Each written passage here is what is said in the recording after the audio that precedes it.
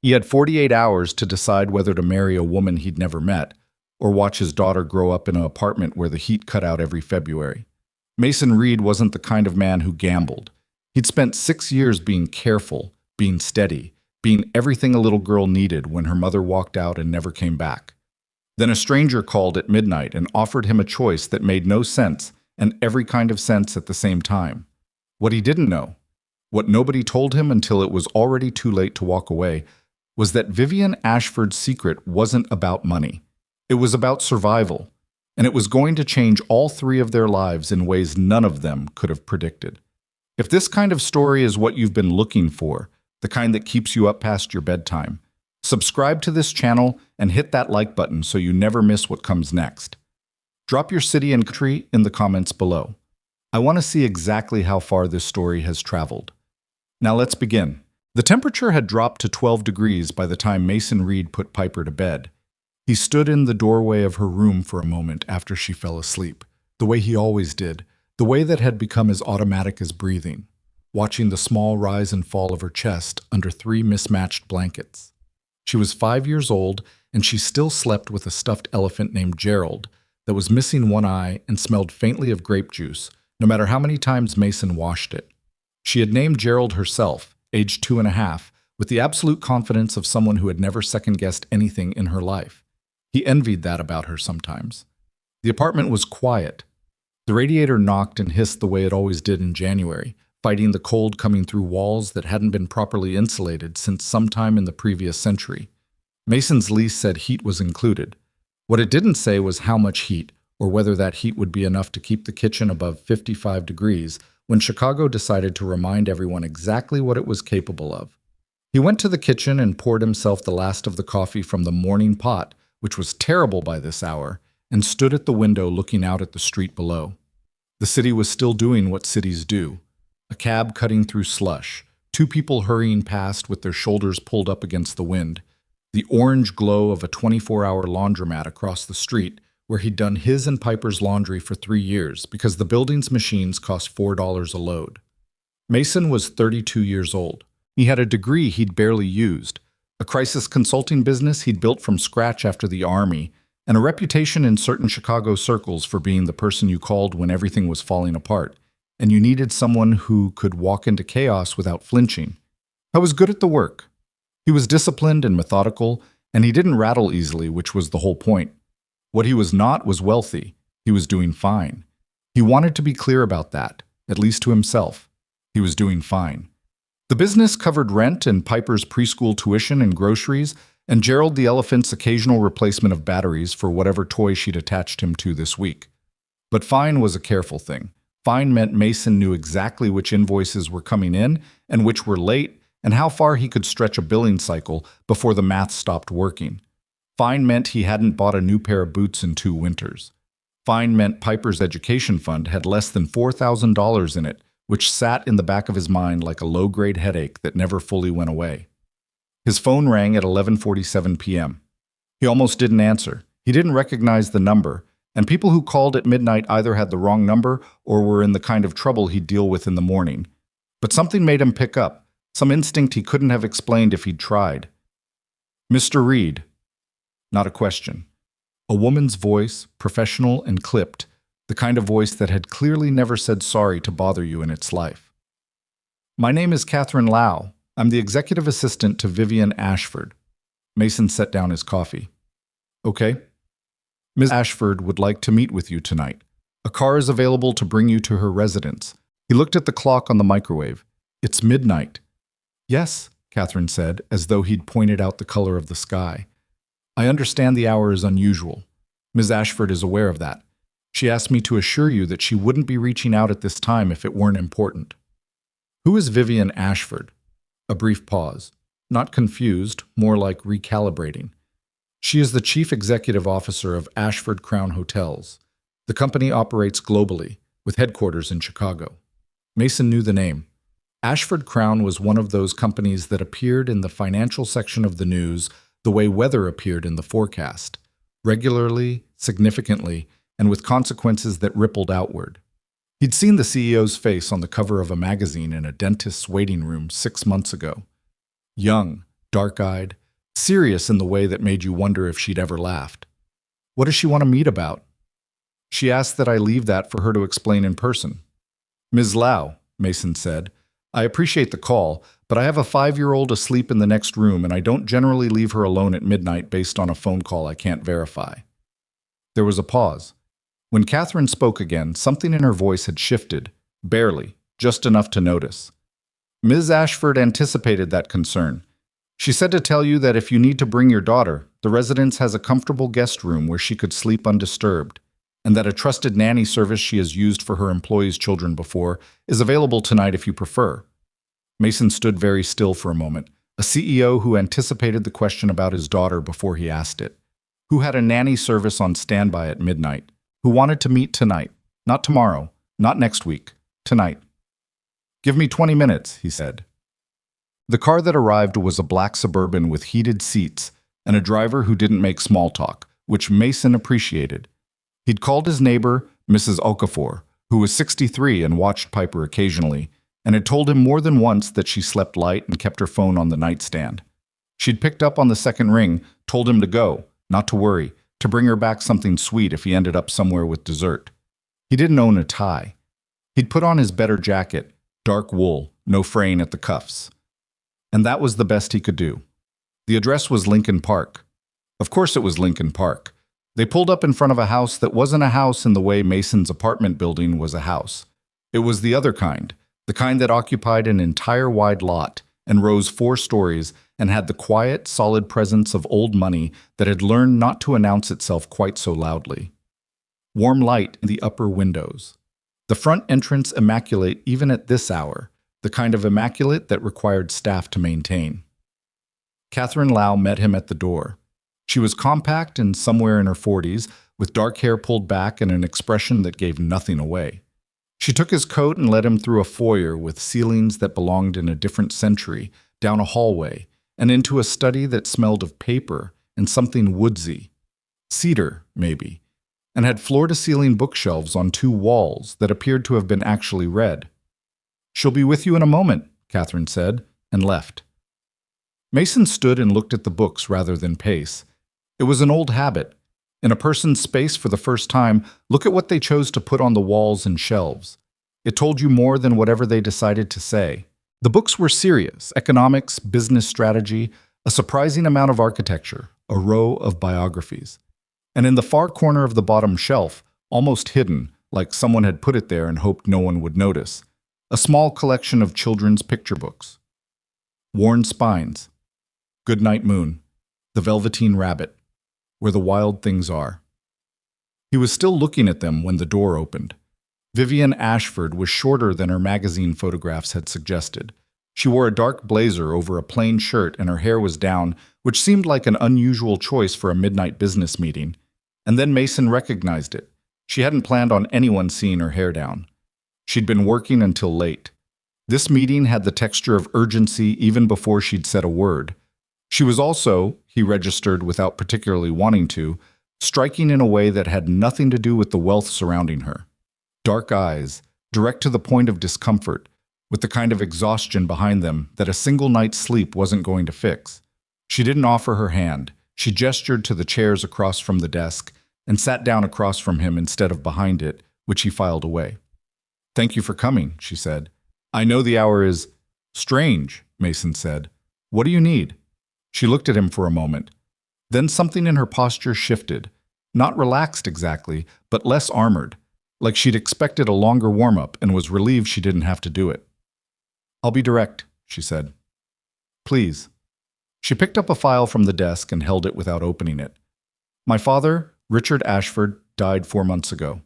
He built this company over 30 years, and I have run it for the last 6. When he passed, his attorneys began the formal process of finalizing his estate." She paused. 3 weeks ago, they located a codicil in his personal trust, a condition, attached to the transfer of controlling ownership. "What kind of condition?" Vivienne set the file on the coffee table between them and opened it. The language was dense and legal, but she'd marked the relevant section with a tab. Mason leaned forward and read it. He read it twice. In order for the primary beneficiary to assume controlling interest in Ashford Crown Hotels and all associated assets, Said beneficiary must be legally married at the time the estate is finalized. Should this condition not be met, controlling interest shall pass to the secondary beneficiary, Preston James Ashford. He sat back. He put a marriage clause in his estate documents. Yes. Who does that? My father, Vivienne said, with the flat tone of someone who had spent 30 years accepting Richard Ashford's choices as weather. Unpredictable, sometimes brutal, something you simply endured. What's the finalization date? 7 weeks. Mason was quiet for a moment. He was doing the math. Not the obvious math, the rest of it. The part that explained why she was sitting across from a crisis consultant at midnight in January rather than calling her own attorney or the appropriate social circle that presumably surrounded a woman worth whatever she was worth.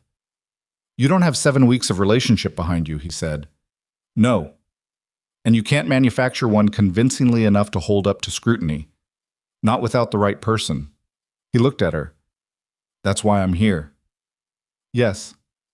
The room was very quiet. Somewhere deeper in the house, a clock ticked. Mason thought about Mrs.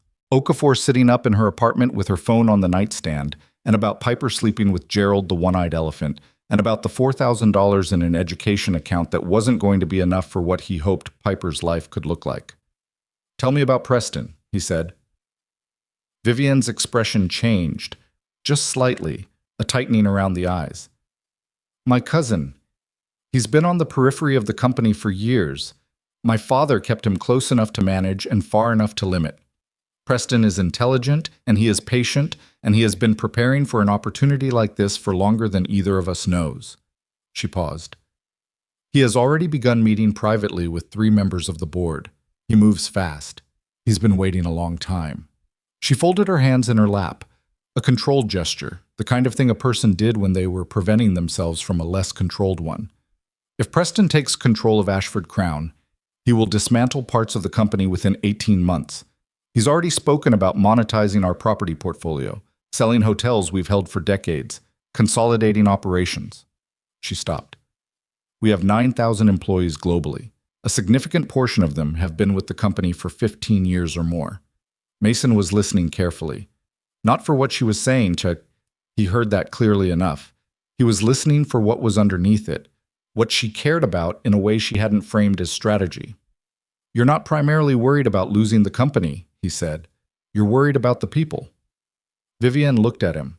The directness in her eyes was something he hadn't quite encountered before, like being seen without a lens in between. Both, she said. But yes, primarily the people.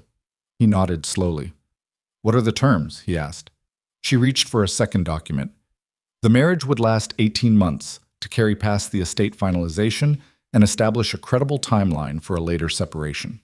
During that period, you and your daughter would live in this house. You would maintain your own business, your own schedule. I'm not asking you to give up your work. At the end of 18 months, we would divorce quietly and you would receive, she named a number. It was enough. More than enough. Enough for Piper's education from kindergarten through college and then some, with a cushion that would change the arithmetic of Mason's life permanently. He kept his face still. And a separate education trust for Piper, Vivienne added, structured separately from whatever happens to the marriage. He looked up sharply at that. You did your homework. I did. That bothers me a little. I know, she said. I'm sorry. It was necessary to determine whether you were the right person. Why me? He asked it genuinely. There are 100 men in Chicago better positioned for this, wealthier, with existing social capital in your world. Wealthier men in my world have their own ambitions, Vivienne said, their own networks, their own reasons to want access to this company. I needed someone outside that system, someone with a professional history of managing complicated situations discreetly, of staying calm when the environment is unpredictable. She paused. And someone who had something real to protect. Piper. Yes. A man protecting his daughter is, she chose the word carefully, legible. It reads as genuine because it is. That's what I need, genuine underneath. Mason was quiet for a long time. He thought about the argument for this, which was clear and numerical. He thought about the argument against it, which was more complicated. The instability it introduced, the performance it required, The way his daughter's life would be threaded into something that wasn't real. One condition, he said, tell me. Piper is not a prop. She's not part of the performance. You don't use her in press moments. You don't orchestrate appearances with her. You don't make her part of the corporate story. He kept his voice level, but there was no room in it for negotiation. She lives in your house, and I will make sure she's comfortable, but she is not a character in your story. She's my kid. Vivienne held his gaze. Agreed, without reservation. You understand what that means? Because some people say they understand, and then the moment there's a camera, Mr. Reed. Her voice was quiet and firm. I grew up as a prop in someone else's story. I understand exactly what you're protecting her from. The room was still again. He thought about the children's books on the bottom shelf, the worn spines, where the wild things are. Okay, Mason said. He reached across the coffee table. Vivienne looked at his extended hand for just a moment, like she was registering what it meant, the specific gravity of it. And then she shook it. Her grip was firm and brief and entirely businesslike. Neither of them smiled. Outside, Chicago continued to freeze at 12 degrees, indifferent to the fact that two strangers had just made a deal that was either the most practical decision either of them would ever make or the biggest mistake. Mason didn't know which yet. He suspected Vivienne didn't either. What he did know, riding back through the dark city toward his apartment and his sleeping daughter and Gerald, the one-eyed elephant, was that the number she'd put on the table would give Piper a life he'd been building toward brick by careful brick for 6 years. And that was enough reason to try. What he didn't know, not yet, was what Vivienne Ashford's house would do to all three of them, or that the secret she hadn't told him tonight wasn't about money at all. They were married on a Thursday. No flowers, no reception, no guests except Catherine Lau and Mason's former army buddy, Darnell Cooper, who had driven 40 minutes in from Evanston because Mason had called him the night before and said, I need a witness at a courthouse tomorrow, and I'll explain everything after. And Darnell, who had known Mason for 11 years and trusted him completely, even when he thought Mason was making a catastrophic error, had simply said, What time? The ceremony took 11 minutes. A clerk with reading glasses and a coffee stain on his shirt read the required language in the flat tone of someone who had done this 900 times and expected to do it 900 more. Mason said what he was supposed to say. Vivienne said what she was supposed to say. They signed the certificate. Darnell shook Mason's hand afterward with a grip that communicated both congratulations and deep concern simultaneously. Catherine produced a folder of follow-up documents that needed notarizing. Piper was at preschool. She didn't know yet. That conversation happened in the car on the way to Lincoln Park, with Mason twisted around in the passenger seat and Piper looking at him from her car seat with the particular attention she deployed when she knew something unusual was coming. She was 5 years old, and she read her father's face the way some people read weather. Are we moving? She asked before he'd said anything. Yeah, Bug, we are. Where? You remember I told you about Vivienne, the lady I went to visit a few nights ago? Piper considered this. The one who has the big house. You told her about the house? Mason glanced at Catherine in the driver's seat. You described it as large when you got home, Catherine said, keeping her eyes on the road. She must have retained that. Piper had in fact retained it. She retained most things. It was either going to serve her very well in life or make parenting her increasingly complicated. Probably both. We're going to live there for a while, Mason said. Vivienne and I. We got married today. Piper stared at him. Today? Today. She thought about that. Then she looked out the window for a moment in the way she did when she was processing something and looked back at him. Does she know about Gerald? Not yet. We should tell her, Piper said, with the absolute certainty of someone delivering obvious logistical information. He sleeps in the bed. I'll mention it. Okay. She looked back out the window. Does she have a dog? I don't know. You should have asked, Piper said. Not unkindly, just factually. Mason turned back around in his seat. Through the windshield, Lincoln Park was coming up ahead of them, and somewhere in there was a house with too many rooms and a woman who had shaken his hand like a business partner and signed a marriage certificate like a contract and was now, legally and inexplicably, his wife. He had not asked about the dog. The house was different in daylight. At midnight it had been imposing, all dark brick and lit windows and the solid weight of old construction. In January afternoon light, it was still imposing but also more complicated, larger than he'd gauged in the dark. A narrow garden along the front, dormant and brown under a skim of snow. 3 floors visible from the street, and Mason suspected a 4th if you counted whatever was at the top. An attached garage. A side entrance. Vivienne met them at the front door herself, which seemed to have surprised Catherine slightly. She was dressed differently than the night they'd met. No blazer, just dark trousers and a gray sweater, her hair pulled back. She looked like someone who had intended to project casual comfort and wasn't entirely sure she'd succeeded. Mason noticed she'd positioned herself on the front step rather than in the doorway, which meant she'd been watching for the car. She looked at Piper first. Piper looked back at her with the complete uncurated assessment that 5-year-olds applied to new people. "You're Vivienne," Piper said. "I am." Vivienne crouched down to eye level, which was not a movement that looked natural on her, but which she did anyway. "You're Piper." "Yeah." Piper considered her. "Do you have a dog?" Something shifted in Vivienne's expression. Not quite a smile, but the shape of one trying to happen. "No, I don't." "That's okay," Piper said. "Gerald doesn't like dogs anyway." "Who's Gerald?" Piper held up the stuffed elephant she'd been carrying under one arm. Gerald was, objectively, in rough condition. One eye missing, fur matted in a patch near his left ear, the stitching along his trunk repaired at least twice with thread that didn't quite match. Vivienne looked at Gerald with the same focused attention she might have given a document she needed to understand. "He's seen some things," she said. "He's very brave," Piper agreed seriously. This time, the almost smile actually arrived, briefly, before Vivienne stood back up and looked at Mason. There was something slightly uncertain in her face that he hadn't seen the night before. A crack in the composure, just a hairline fracture, barely visible. "There's a room for her on the 2nd floor," Vivienne said. "I had it prepared. If it needs anything, we can change it." "She'll tell you if it does," Mason said. Piper was already looking past Vivienne into the foyer. "Can I go in?" she asked. "It's your house now," Vivienne said.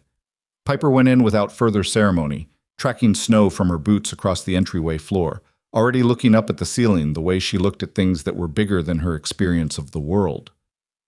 Mason picked up the box he'd set down on the front step. They'd packed light, the important things, the rest coming in a second trip, and followed his daughter through the door of the house that was now, on paper and by law, his home. The first 2 weeks were an exercise in learning a new environment without revealing how foreign it felt.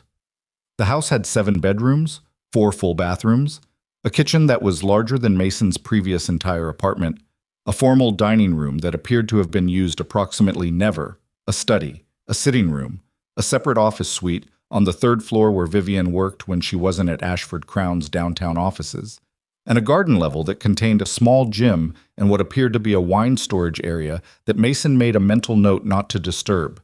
Mason and Piper's rooms were in the east wing of the 2nd floor, 2 bedrooms with a shared bathroom between them, and a small sitting area with a window seat that Piper immediately identified as her reading corner and staked out with Gerald and 4 library books before Mason had finished unpacking her clothes. Vivienne's rooms were on the opposite side of the house. The arrangement was sensible, and they both understood it without needing to say so. Their bedrooms were separated by the width of an entire floor of a very large house, which was so much distance it almost felt excessive, like the floor plan itself was trying to make a point. The ground rules they'd established over 2 meetings with their respective attorneys were straightforward on paper. They would maintain a believable shared life for public appearances and for anyone who might be watching, board members, Preston's allies, journalists who covered the Ashford Crown story. They would attend necessary social functions together. They would present a unified front on questions about the marriage. In private, in this house, they were 2 adults sharing a space by mutual agreement and nothing more. Mason set his alarm for 6 and made coffee and started Piper's morning routine the same way he always had. Vivienne appeared at 7:15 the first morning, stopped at the kitchen doorway when she found it already occupied and said, "I didn't know you'd be up." "I'm always up," Mason said. "Coffee's fresh." She poured herself a cup and stood at the counter rather than sitting. Piper was at the table eating toast and explaining something complicated about a dream she'd had involving a train and a bear who was also a librarian. Vivienne listened. Not politely, actually listened, tracking the logic of the story with her full attention in the way she probably tracked a quarterly report, which was either strange or impressive, and Mason wasn't sure which. "Why was the bear a librarian?" she asked. "Because bears like books," Piper said, as though this was self-evident. "I don't think that's established science." "Gerald thinks it is." Vivienne looked at Gerald, who was sitting on the table next to the toast. "Fair enough," she said. She took her coffee back to the third floor and didn't reappear until evening. But the next morning she came down at 7 again. And the morning after that. And by the end of the first week it was something that happened. Vivienne at the counter with her coffee, while Piper explained the elaborate internal logic of her 5-year-old universe, and Mason made eggs or oatmeal, or whatever Piper had decided she wanted that particular morning. Nobody named what it was. It was just the kitchen at 7 o'clock. The public part was harder. 3 weeks into the marriage, Vivienne's PR team arranged their first appearance together, a charity gala at the Art Institute, the kind of event that filled the social pages of Chicago's business press, and that Vivienne apparently attended annually. It was exactly the right venue for the message they needed to send, which was that everything about Vivienne Ashford's life was proceeding normally and happily, and that the recently discovered marriage was not a crisis, but a development. Mason owned one suit. It was charcoal gray, bought for a client meeting 18 months ago, and it was fine, fitted correctly, no visible wear. But in the elevator of the Art Institute, standing next to Vivienne in a midnight blue dress that had clearly been made for her specifically by someone whose only job was making things like that, he felt the distance between their respective worlds with uncomfortable precision. He didn't say anything about it. He was not going to say anything about it. They rode up in silence, and then Vivienne said, without looking at him, "You're standing like you're about to take a deposition." "I'm standing normally."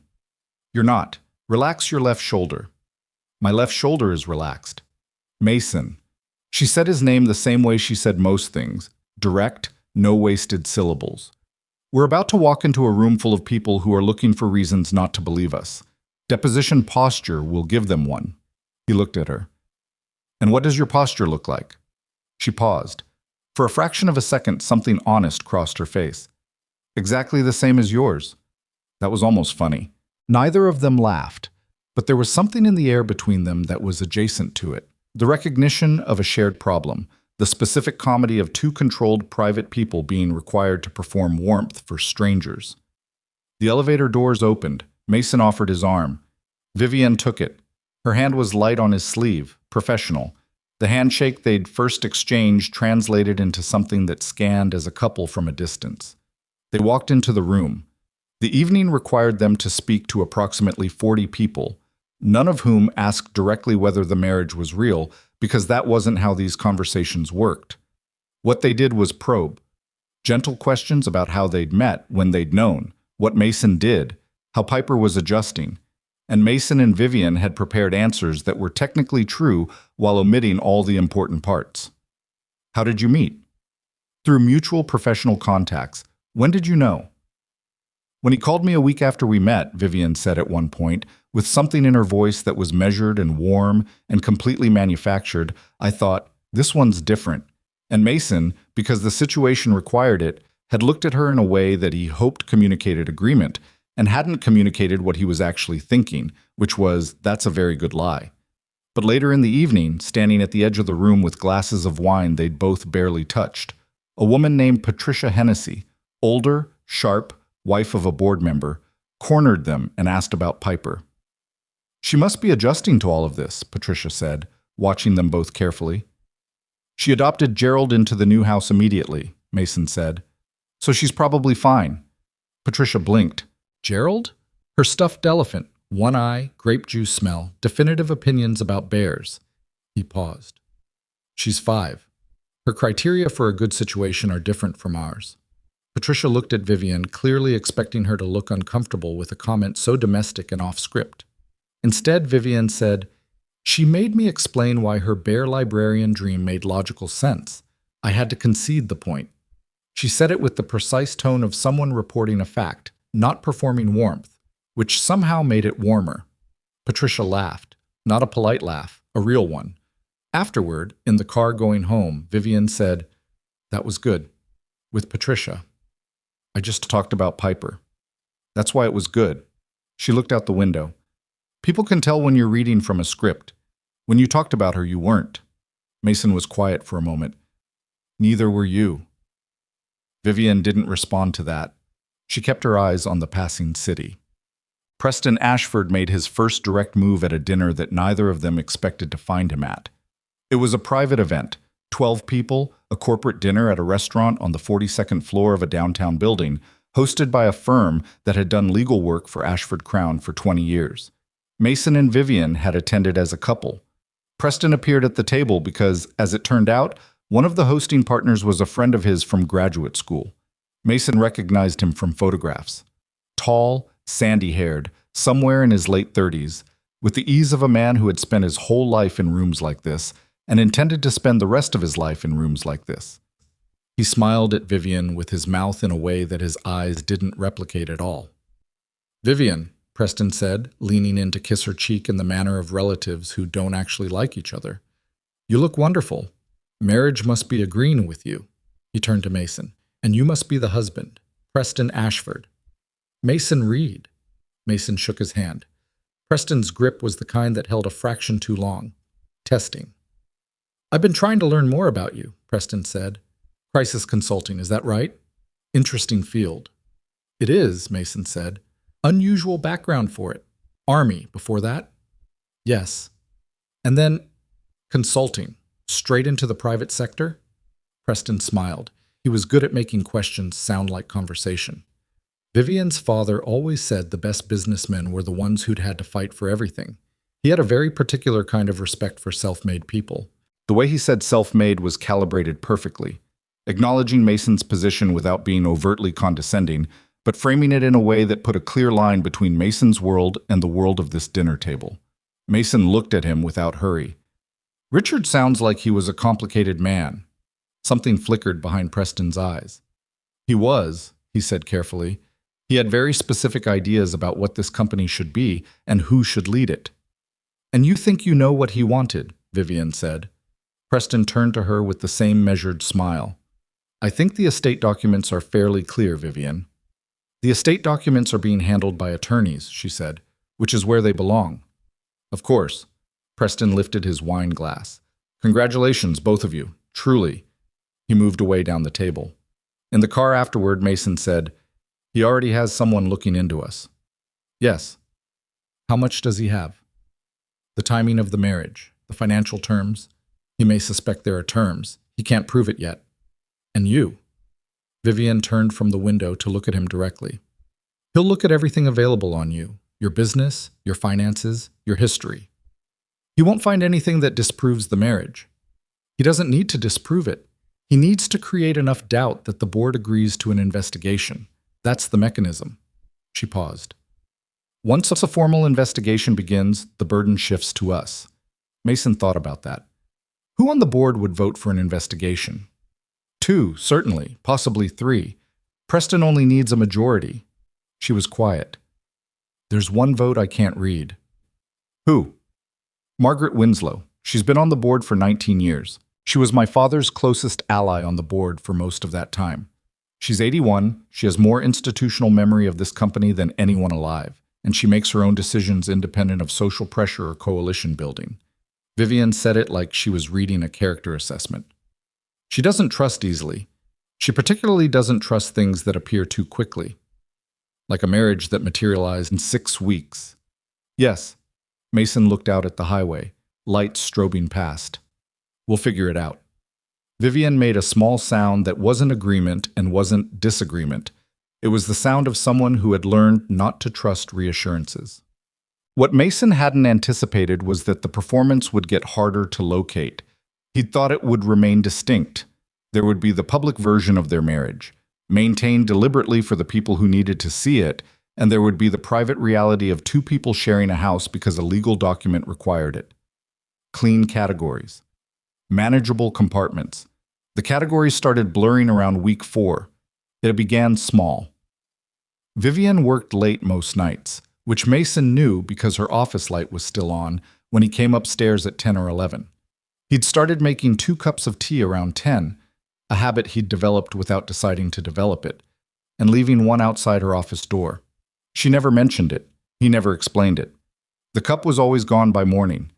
Then Piper started a project. She had decided, with the absolute unilateral authority of a 5-year-old, that Vivienne needed to know about fish. Specifically, the fish in the picture book she was currently obsessed with, which featured a fish named Cornelius, who could apparently walk and had opinions about hats. Every morning when Vivienne appeared in the kitchen, Piper delivered the day's installment of Cornelius's story, which portions she'd read with her father the night before, what Cornelius had done, what his opinions about hats currently were. Vivienne listened to all of it, not with the polite distraction Mason would have expected from someone managing a global hospitality company who had more important things to think about. With actual engagement, she asked questions. She remembered previous details.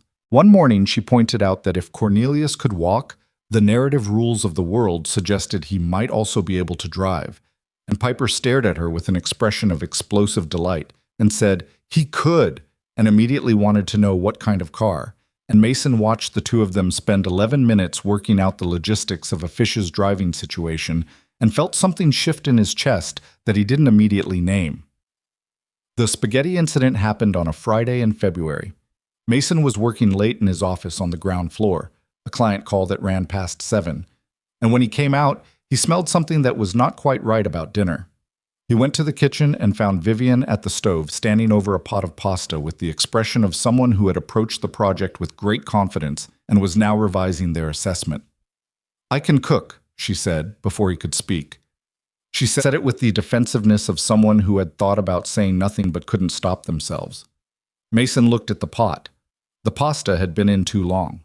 The sauce, which appeared to have started as something reasonable, had a smell that suggested garlic in quantities that would not be considered reasonable by any objective measure.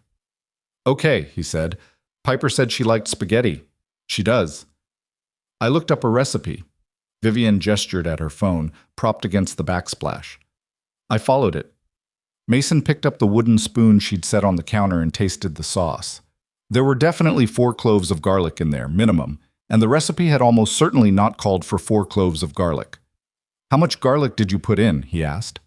The recipe said 2 cloves. I didn't have cloves, so I used the pre-minced kind. 2 spoonfuls seemed equivalent. Mason set the spoon down. He was trying, with genuine effort, not to smile, because smiling at this moment would be the wrong move. 2 spoonfuls is not equivalent to 2 cloves. Vivienne looked at the sauce. Something in her posture deflated very slightly, in the specific way of someone who has made an error in a field they thought they'd prepared adequately for. "I'll remember that." "It's still fine," Mason said. "Piper likes garlic. We'll say it's extra flavorful." "That's a generous interpretation." "I've survived worse." He moved to the stove and fixed what could be fixed, which was mostly the pasta texture, salvageable if you moved fast. Vivienne stepped aside but stayed in the kitchen, watching him work without pretending she wasn't watching. There was something almost uncomfortable about it, being watched that directly, but Mason didn't ask her to stop. When Piper came downstairs and smelled dinner, she said, "What is that smell?" And Mason said, "Spaghetti with extra flavor." And Piper said, "Vivienne made it, didn't she?" with the merciless accuracy of a small child. And Vivienne said, from the counter where she'd retreated with her wine glass, "I helped."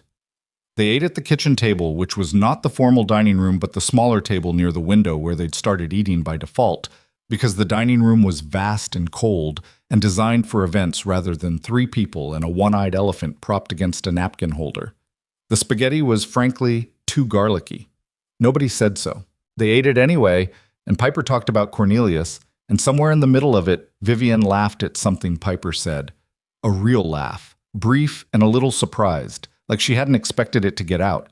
And Mason registered it the same way he'd registered the shift in his chest, watching Piper explain the car situation. Filed it somewhere without quite examining it. After Piper went to bed, Vivienne was washing dishes. She'd insisted, because Mason had fixed the dinner, and there was a specific stubbornness in how she did it that suggested she wasn't comfortable with feeling like she owed something, and Mason was drying. They worked in silence for a while, comfortable in the way silence gets when people have been in the same space long enough for it to mean nothing in particular. "Can I ask you something?" Mason said. You're going to regardless. The children's books. On your shelf. In the study. Bottom corner. Vivienne's hands slowed very slightly, then continued. What about them? Where did they come from? She was quiet for a moment. Outside, a wind had picked up, the tail end of a winter system that had been crossing Lake Michigan for 3 days. The kitchen window was dark, just their reflections in it. My mother, Vivienne said. She read to me until I was about 7. She handed him a wet pan. She died when I was 8. My father kept her books. I kept those ones when the estate was divided. Mason dried the pan without speaking. He wasn't a bad man, Vivienne said, and it was clear she was talking about her father and that she'd said this to herself before many times in different private moments. He just had a very specific idea of what the world was for, what people were for, what I was for. She handed him another dish. Affection made him uncomfortable. He expressed things through provision, through structure. She paused. The company, the trust, the marriage clause? That was how he communicated. Through conditions. That's a hard way to grow up. It was the way it was. She handed him the last dish. What about you? What about me? Piper's mother. Mason put the dish in the cabinet. He didn't have a version of this he kept rehearsed because he'd never needed one. In the circles he moved through, people didn't ask. She left when Piper was 18 months old. We weren't married. She wasn't equipped for it. I think she knew that before Piper was born and stayed too long trying to change that. When she left, she did it completely. No contact since. He paused. I don't have anger about it anymore. It was a while ago. But you carry it, Vivienne said. You carry all of it, Mason said. You just decide whether you let it steer. Vivienne was quiet. She'd set down the dishcloth and was looking at the dark window, at their reflections. Both of them standing in a kitchen that was slowly starting to feel, against all reasonable expectation, like a kitchen that people actually lived in. Preston's attorneys filed something with the board this week, she said. It was a change in direction, back to solid ground, back to the terrain she understood. A formal request for a review of the marriage documentation. It's not an investigation yet, but it will be if enough board members agree. How long do we have? Weeks, maybe? The board meets in 6 weeks for the quarterly review. If Preston wants to press this, that's when he'll do it. Then we have 6 weeks to be convincing. We have 6 weeks to be real, Vivienne said, which is slightly different. Mason looked at her reflection in the dark window. She was still looking at it too, neither of them quite meeting the other's actual eyes, just the reflected versions, which was somehow easier. Are we? He asked. She didn't answer immediately, which was, he'd started to understand how Vivienne answered the questions she wasn't sure how to lie about. Parts of it, she said finally. Some of it is… She stopped. Started again. More than I expected. Mason nodded. He didn't push. The wind found a gap somewhere in the house and moved through it. A low sound in the walls, and the kitchen stayed warm around them, and the reflections in the window stayed still. He still didn't have a name for what was shifting. He wasn't sure yet whether naming it would help or make everything significantly more complicated. He suspected the latter. But the teacups kept disappearing from outside her office door, and Piper kept telling Cornelius's story to someone who remembered every detail from the previous installment. And the kitchen table was theirs in a way the house hadn't been anyone's for a long time. That was where they were at 6 weeks in, and Preston's challenge was coming, and the board meeting was 6 weeks away.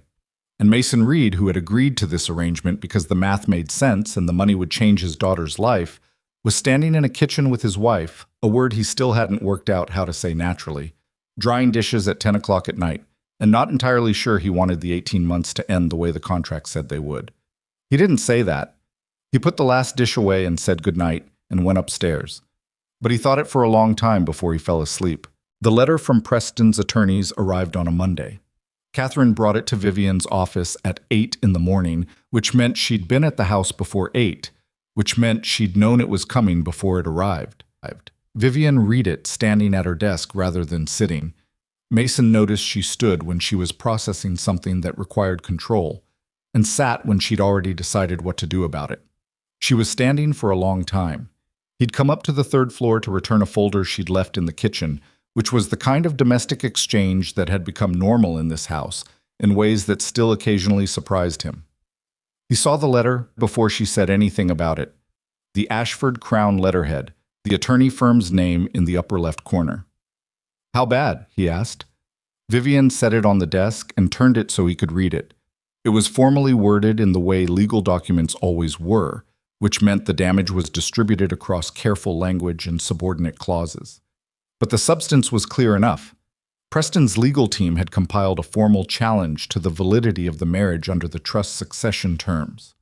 The document alleged that the marriage between Vivienne Ashford and Mason Reed had been entered into as a deliberate arrangement to circumvent the estate condition, citing the speed of the union, the absence of any documented prior relationship, and, this was the part that landed with weight, a referenced financial incentive that, while not specifically detailed, suggested Preston's team had gotten close enough to the structure of their agreement to know that money had changed hands. "He doesn't have the contract," Mason said. "No, but he has enough to suggest one exists." Vivienne sat down now, decision apparently made. "This goes to the board at the quarterly meeting. It's in 4 weeks. He's requesting a formal investigation into the authenticity of the marriage prior to the estate finalization. If the board votes for an investigation, the estate process pauses. The investigation could take months, long enough for Preston to consolidate his position with the remaining board members." She said it evenly, the way someone describes weather they've been watching build for a long time. "He doesn't need to win the investigation outright.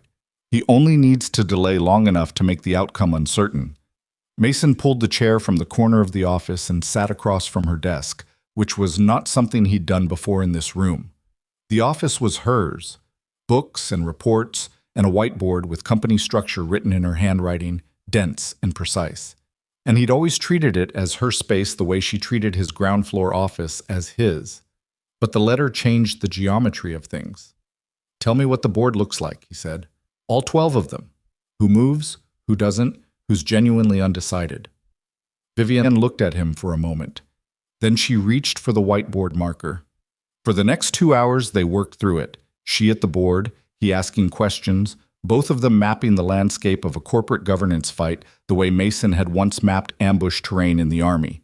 12 board members. 2 were clearly aligned with Preston, old guard who'd never fully accepted Vivienne's leadership after her father died. 4 were solidly in Vivienne's corner, long relationships, trust built over years of results. 4 were persuadable in either direction depending on how the evidence presented. And then there was Margaret Winslow. "Tell me everything about her," Mason said. Vivienne put the cap back on the marker and sat on the edge of her desk. 81 years old, joined the board when my father brought her on 19 years ago because she was the most effective corporate attorney in Chicago, and he wanted her brain on his side.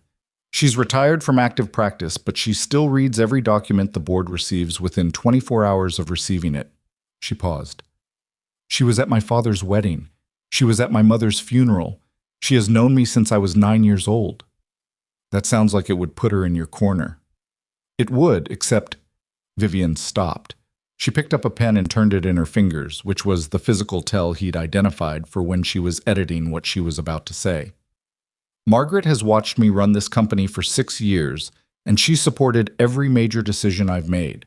But she didn't know about the marriage clause before the attorneys found it. When she found out, she called me personally." "What did she say?" "She said, 'Vivienne, I've watched you navigate impossible situations your whole career. I want to believe this one is what it appears to be.'" Vivienne set the pen down. "She didn't say she did believe it." "That's the difference," Mason said. "Yes. Lawyers and financial presentations won't move her. No, Margaret has seen more of both than anyone in that boardroom. She can read a prepared argument from 100 yards. Vivienne looked at him. "If she decides Preston's challenge has merit, she'll vote for the investigation. If she does that, 2 of the persuadable votes follow her. We lose the majority." Mason was quiet for a moment, turning this over. He'd managed complicated situations for years, corporate crises, institutional failures, the kind of problems that required someone who could walk into a room and read what wasn't being said. What he was listening for now was the same thing he always listened for. The point where the conventional approach stopped working and something else was required. "I want to visit her," he said. Vivienne blinked. "I'm sorry?" "Margaret, I want to go see her, not with attorneys, not with a presentation. as a family. The silence that followed had a particular quality to it. Not resistance, not agreement, something in between. Vivienne was processing the idea the way she processed anything unexpected, fully, without showing it. She lives in Evanston, Vivienne said finally. Is she well enough for visitors? She's 81, not infirm.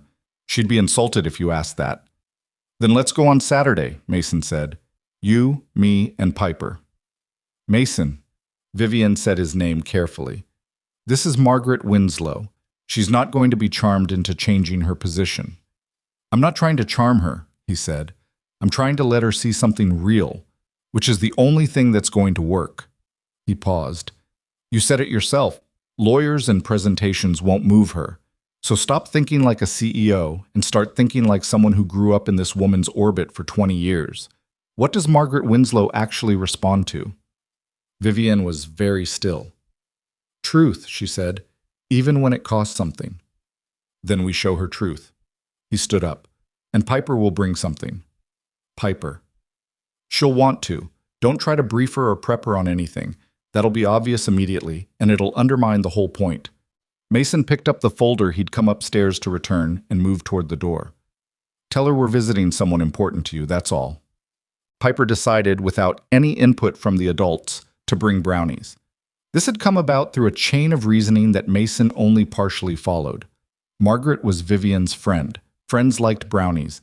She and Vivienne had been talking about baking something on Saturday anyway, because Vivienne had said she wanted to try again after the spaghetti situation, and therefore Margaret should benefit from the project. The logic was distributed, but the conclusion was firm. The brownies took most of Saturday morning. Mason supervised from a safe distance. Vivienne had approached the recipe with the same methodical intention she brought to everything, measured the ingredients precisely, read each step before executing it, didn't deviate from the text, which was excellent practice and would have produced good brownies if Piper hadn't been a collaborative participant with her own ideas about the chocolate to everything else ratio. Piper, Vivienne said, with the strained patience of someone trying to hold a system together. The recipe says half a cup. But more chocolate is better, Piper said. She had chocolate on her left ear. Mason had no idea how. More isn't always better. In chemistry. Is this chemistry? In a sense. Piper considered this seriously. Okay, but what if it's better, though? Vivienne looked at her for a long moment. Then she pushed the bag of chocolate chips slightly in Piper's direction. Fine, a little more, but I measure it. Piper beamed. Good call, she said, which was a phrase she'd picked up from Mason and deployed at completely unpredictable intervals. The brownies came out slightly uneven on top and extremely chocolatey and genuinely good. Piper wrapped them in foil with focused ceremony and held the package on her lap in the car the entire drive to Evanston, treating them with the gravity of something fragile and important. Margaret Winslow's house was a Victorian in a quiet street 3 blocks from the lake. Big, well-maintained, the kind of house that had been lived in by the same person for decades and shaped itself around their habits. She answered the door herself before Mason had finished knocking, which suggested she'd been watching for the car. She was shorter than Mason had imagined from Vivienne's description, with white hair and the kind of posture that came from decades of rooms that required it. Her eyes were dark and direct and moved over the 3 of them in the specific way of someone who processed information quickly and wasted nothing. She was wearing a cardigan the color of storm clouds, which seemed appropriate. She looked at Vivienne first, with the complex warmth of a long relationship. Then she looked at Mason, with frank assessment, the kind that didn't bother pretending to be anything else. Then she looked at Piper. Piper was already looking at her. We brought brownies, Piper announced. I helped make them. Vivienne let me add extra chocolate. Something in Margaret's face shifted. Not a smile exactly, but the architecture of one, the underlying structure becoming visible. Did she? She said.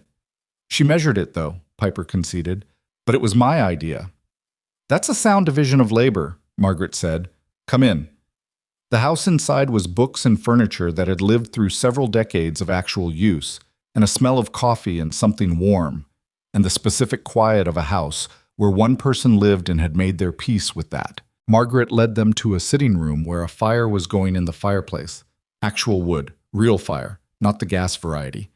And a coffee service was already on the table, which meant she had been expecting them more formally than the invitation suggested. She sat across from Mason and Vivienne. Piper, who had already identified a bookshelf in the corner with picture books visible on the lower shelf, houses with books at child height always had histories, was gravitating toward it with the particular magnetism of a reader who had spotted something promising. "May I?" Piper asked Margaret, pointing at the books. "Those were my grandchildren's," Margaret said. "You may read anything on the bottom two shelves." Piper settled cross-legged on the floor with a book, and Gerald began to read, occasionally showing Gerald relevant illustrations. The three adults watched her for a moment. "She has good manners," Margaret said to Mason. "She has selective manners," Mason said. "She's very good at the ones that matter to her." "That's more than most adults manage." Margaret poured coffee without asking preferences. She'd already gotten them from Vivienne, presumably, and handed cups across. Then she looked at Mason with the direct, unsparing attention she'd applied to him from the doorway. "I've read everything available about you, Mr. Reed." "I assumed you had." "Former Army, crisis consultant. By all accounts good at it. No financial difficulties that would explain—" She paused, choosing words with care. "An unusual decision." "There are other kinds of reasons," Mason said. "There are." She held his gaze.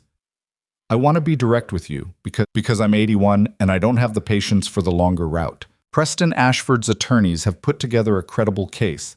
Not an airtight one, but credible. The timing of the marriage is difficult.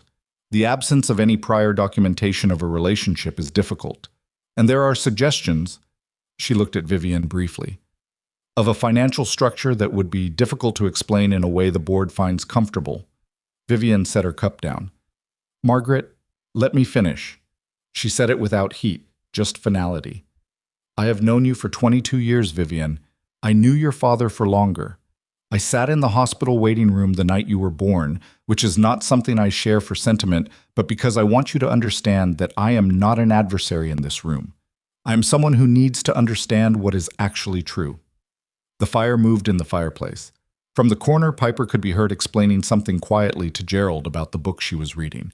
Something about a turtle, which she found relevant to something Gerald had apparently done. "It started as an arrangement," Vivienne said. Mason went still. It was the first time she'd said it plainly, without the careful architecture of their prepared story around it. Margaret didn't move either. She just listened. "There was a financial component," Vivienne continued. Her voice was even, the way it was when she was spending effort to keep it that way. "Mason needed security for his daughter. I needed a marriage that could survive scrutiny long enough for the estate to finalize. The logic was practical on both sides." She paused. "That was 8 weeks ago." Margaret looked at her for a long moment. "And now?" Vivienne didn't answer immediately. She looked at her coffee cup. Then she looked at Piper in the corner, who had found something funny in the turtle book and was showing it to Gerald with the solemnity of someone sharing important news. "Now," Vivienne said, "I made extra chocolate brownies this morning, and I'm not sure I can explain why that feels significant, but it does." It was such an un-Vivienne sentence that Mason looked at her. She wasn't looking at him. She was looking at the fire. Margaret made a sound that wasn't quite a laugh, but was in the same neighborhood. She looked at Mason. "And you?" "I agreed to something calculated," Mason said. "I'm a careful person, generally. I make decisions based on what I can see and account for." He paused. "I did not account for what 8 weeks in that house would actually look like, or feel like." He thought about the kitchen at 7 in the morning, the teacups, Piper's absolute confidence that Vivienne needed to know about Cornelius the fish, the way a person who ran a billion-dollar company had stood in a kitchen with the quiet patience of someone learning something they hadn't known they needed to learn. "I can't tell you it started as something real because it didn't, but I can tell you that what it is now, that's not something I manufactured." Margaret looked at him for a long time. Her face was unreadable in the way of someone who had spent decades being very good at this. "I'm not going to tell you how I'll vote," she said. "I know," Mason said, "but I will tell you this." She lifted her coffee cup. "Preston Ashford has his father's instincts for leverage, and none of his father's understanding of what this company is actually for. Richard Ashford was a difficult man in many ways. I disagreed with him regularly. But he understood that Ashford Crown was people, not property, not portfolio, not assets on a balance sheet. She looked at Vivienne. You understand that too. You got that from him even when the other lessons were harder. Vivienne was very still. I'll be at the board meeting, Margaret said. I'll hear the full presentation, and I'll vote based on what I believe is true. She looked at Piper again, who had moved from the turtle book to something with a dragon in it, and was now explaining the dragon to Gerald with increased animation. Is she always like this? Always, Mason and Vivienne said at the same time. Margaret made the not-quite laugh sound again. Good, she said. The world needs more people who explain things to their toys. On the drive back to Lincoln Park, Piper fell asleep in her car seat with her chin on Gerald's head and the empty foil brownie wrapper still in her lap. Mason drove. Vivienne sat in the passenger seat with her knees angled toward the window. They didn't speak for several miles, not because there was nothing to say, but because the silence had the particular quality of something that had been agreed upon without words, the same way the teacups outside the office door had become a thing without either of them deciding it would be. Then Vivienne said, quietly, without turning from the window, I didn't plan to say what I said. I know. About the brownies. I know. He kept his eyes on the road. It was the right thing to say. It was true, she said, which I suppose is the same thing. Mason didn't respond to that, but something in him that had been waiting to know whether she felt any of this the same way he did had its answer now, filed away carefully, not yet examined, not yet named, but present. The board meeting was held on a Wednesday, in a room on the 41st floor of a building in the Loop that had the temperature and acoustics of a space designed to make everything said inside it feel consequential.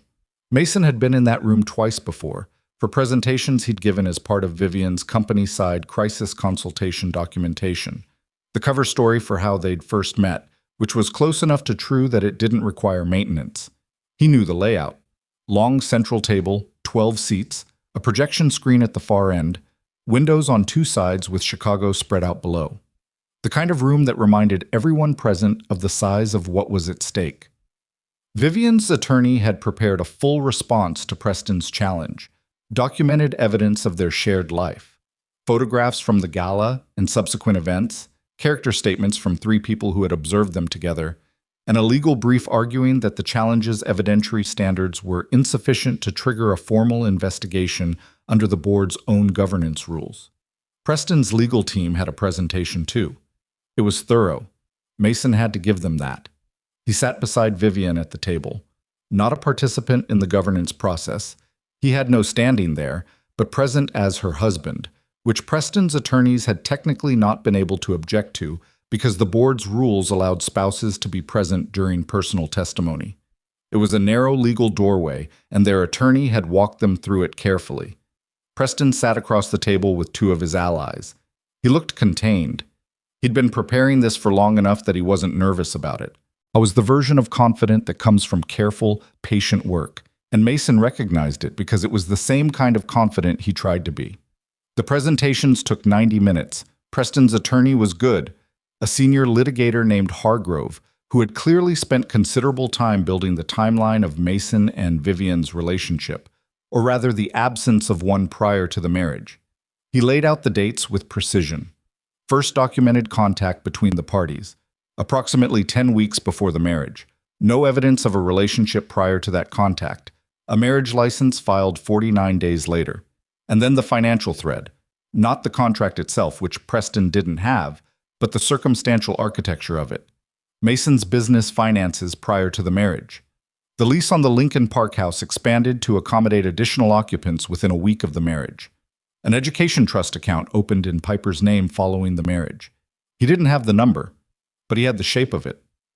The board must ask itself, Hargrove said, with the measured cadence of a man who has practiced this sentence, whether the estate's succession condition was met in spirit or merely in technical form, and whether a marriage of convenience, engineered for inheritance purposes, represents the kind of commitment that Richard Ashford intended when he wrote this condition into his trust.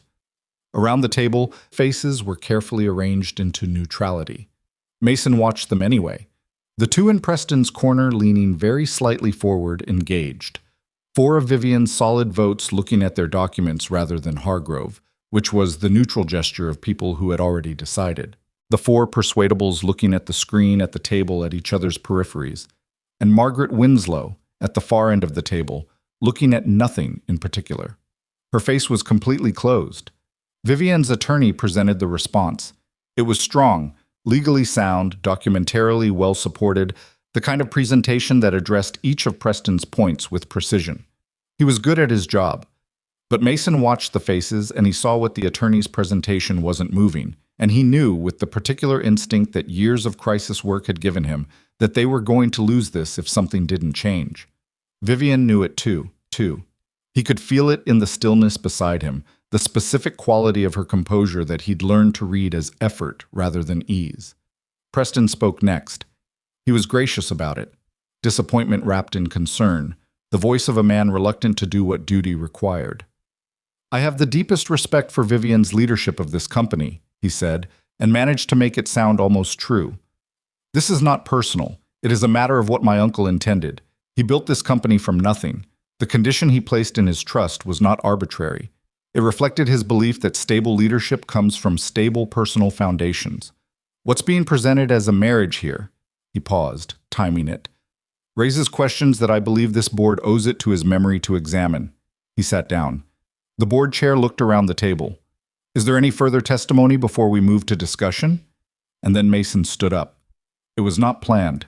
He knew, in the fraction of a second before he did it, that Vivienne hadn't anticipated it, that their attorney hadn't anticipated it, that the protocol of the room did not expect it.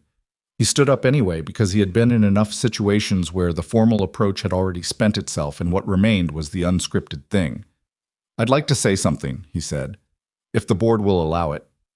The board chair looked at Vivienne, who gave the smallest nod, not because she knew what he was going to say, Mason realized, but because she trusted him enough to find out. "Go ahead, Mr. Reed," the chair said. 11 people looked at him. Preston's expression shifted slightly, recalculating. Mason didn't have notes. He stood with his hands at his sides, which was where they went when he was doing the version of himself that didn't perform. "Everything the attorney described about the timeline is accurate," he said.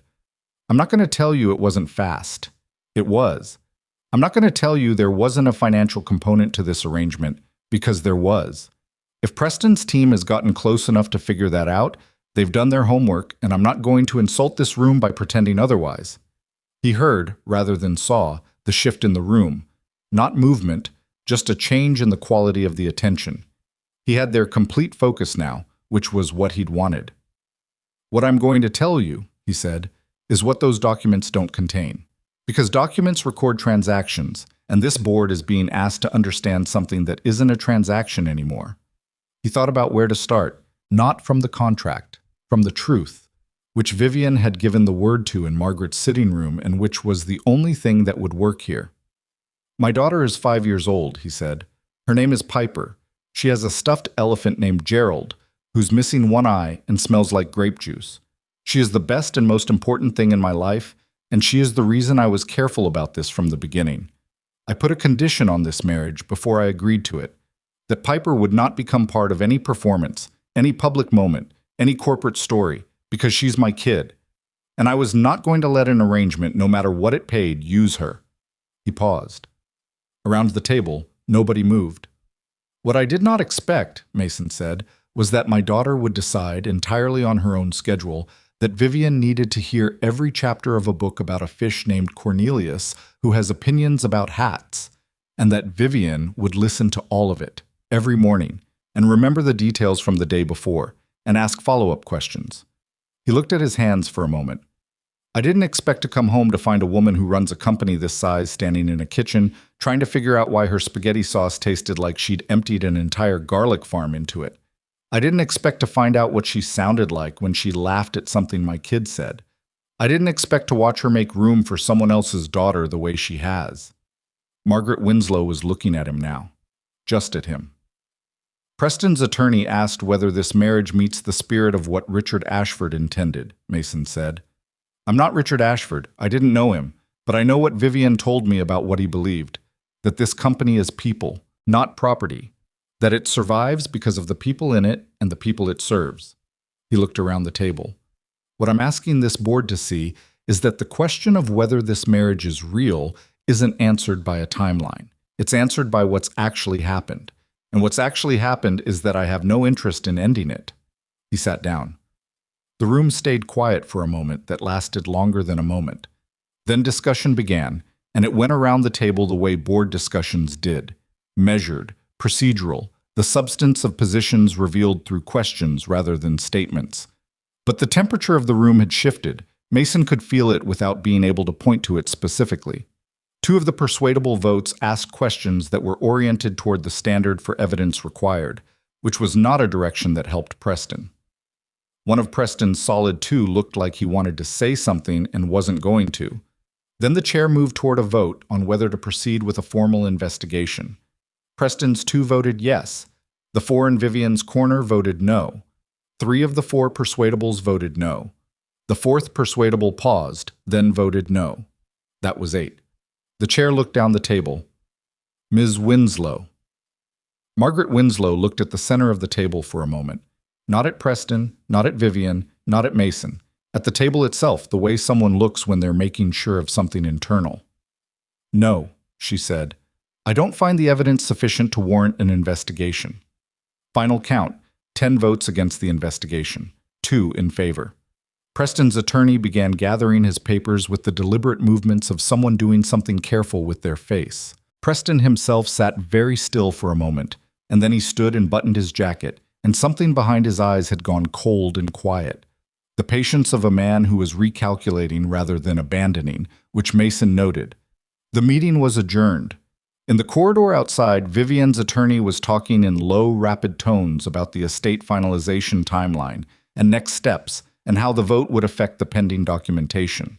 Mason listened with part of his attention, and with the other part watched Vivienne, who was standing at the window at the end of the corridor with her back to the room, looking at the city 41 floors below. Her reflection in the window was almost transparent, just the outline of her. Dark blazer, hair back, the particular way she held herself when she was keeping something in. Mason walked over and stood beside her. Not close, a foot of distance, the same distance they'd maintained in most public spaces, except that standing here, with no cameras and no board members and no Preston, the distance felt different, like something that was waiting to change. He'll try again, Mason said. I know. She didn't turn from the window. He'll find another angle, something we haven't anticipated. Probably. That doesn't bother you? He looked at her reflection.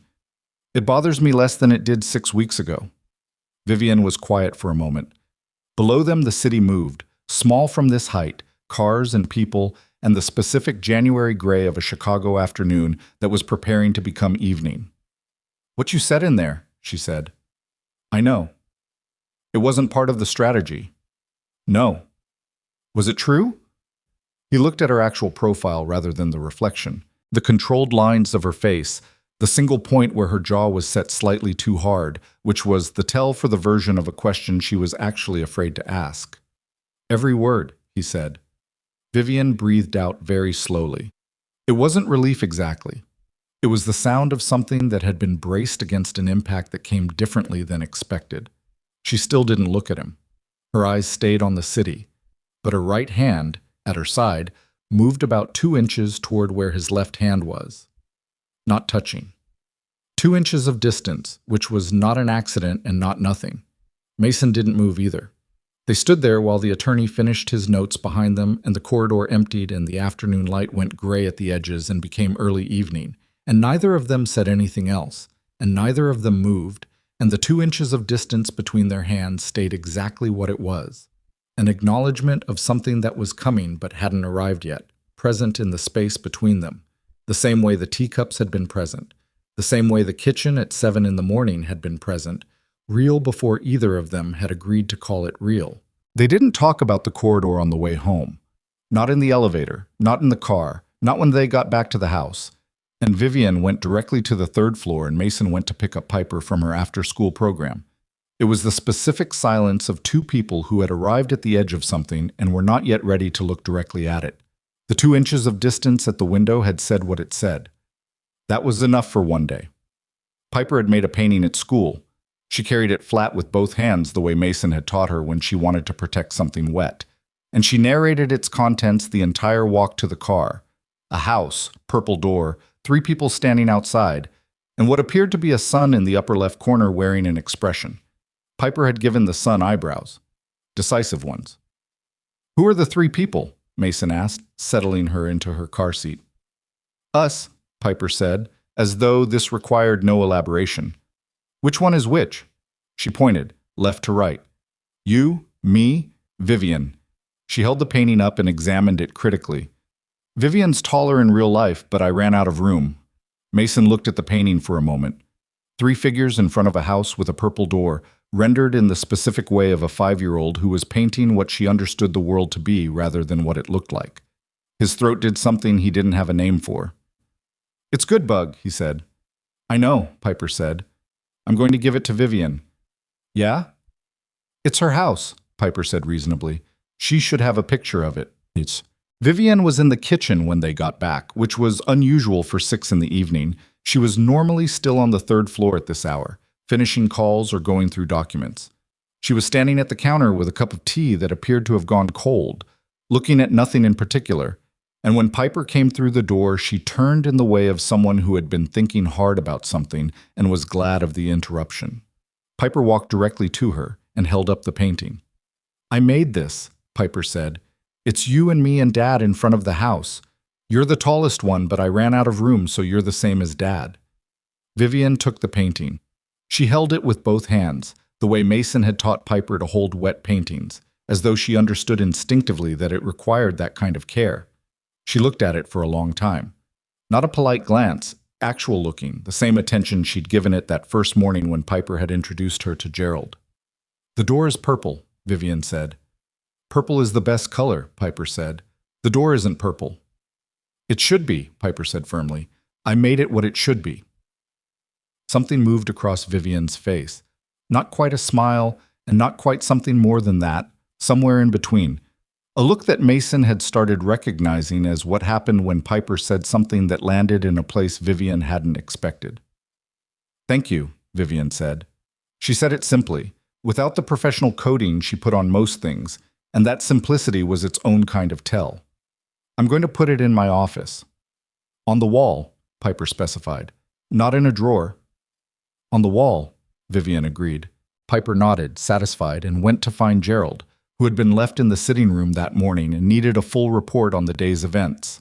Mason watched Vivienne watch her go, and then Vivienne looked down at the painting again, and he watched her do that too, and he thought, this is the part no contract accounts for. This specific moment. This 5-year-old who paints the world the way it should be rather than the way it is. "She asked if we could come home," Mason said. Vivienne looked up. "In the car, after she showed me the painting." He leaned against the counter. "She asked if we could go home, and she didn't mean the apartment." Vivienne was very still. "She hasn't called it the apartment in 3 weeks," Mason said.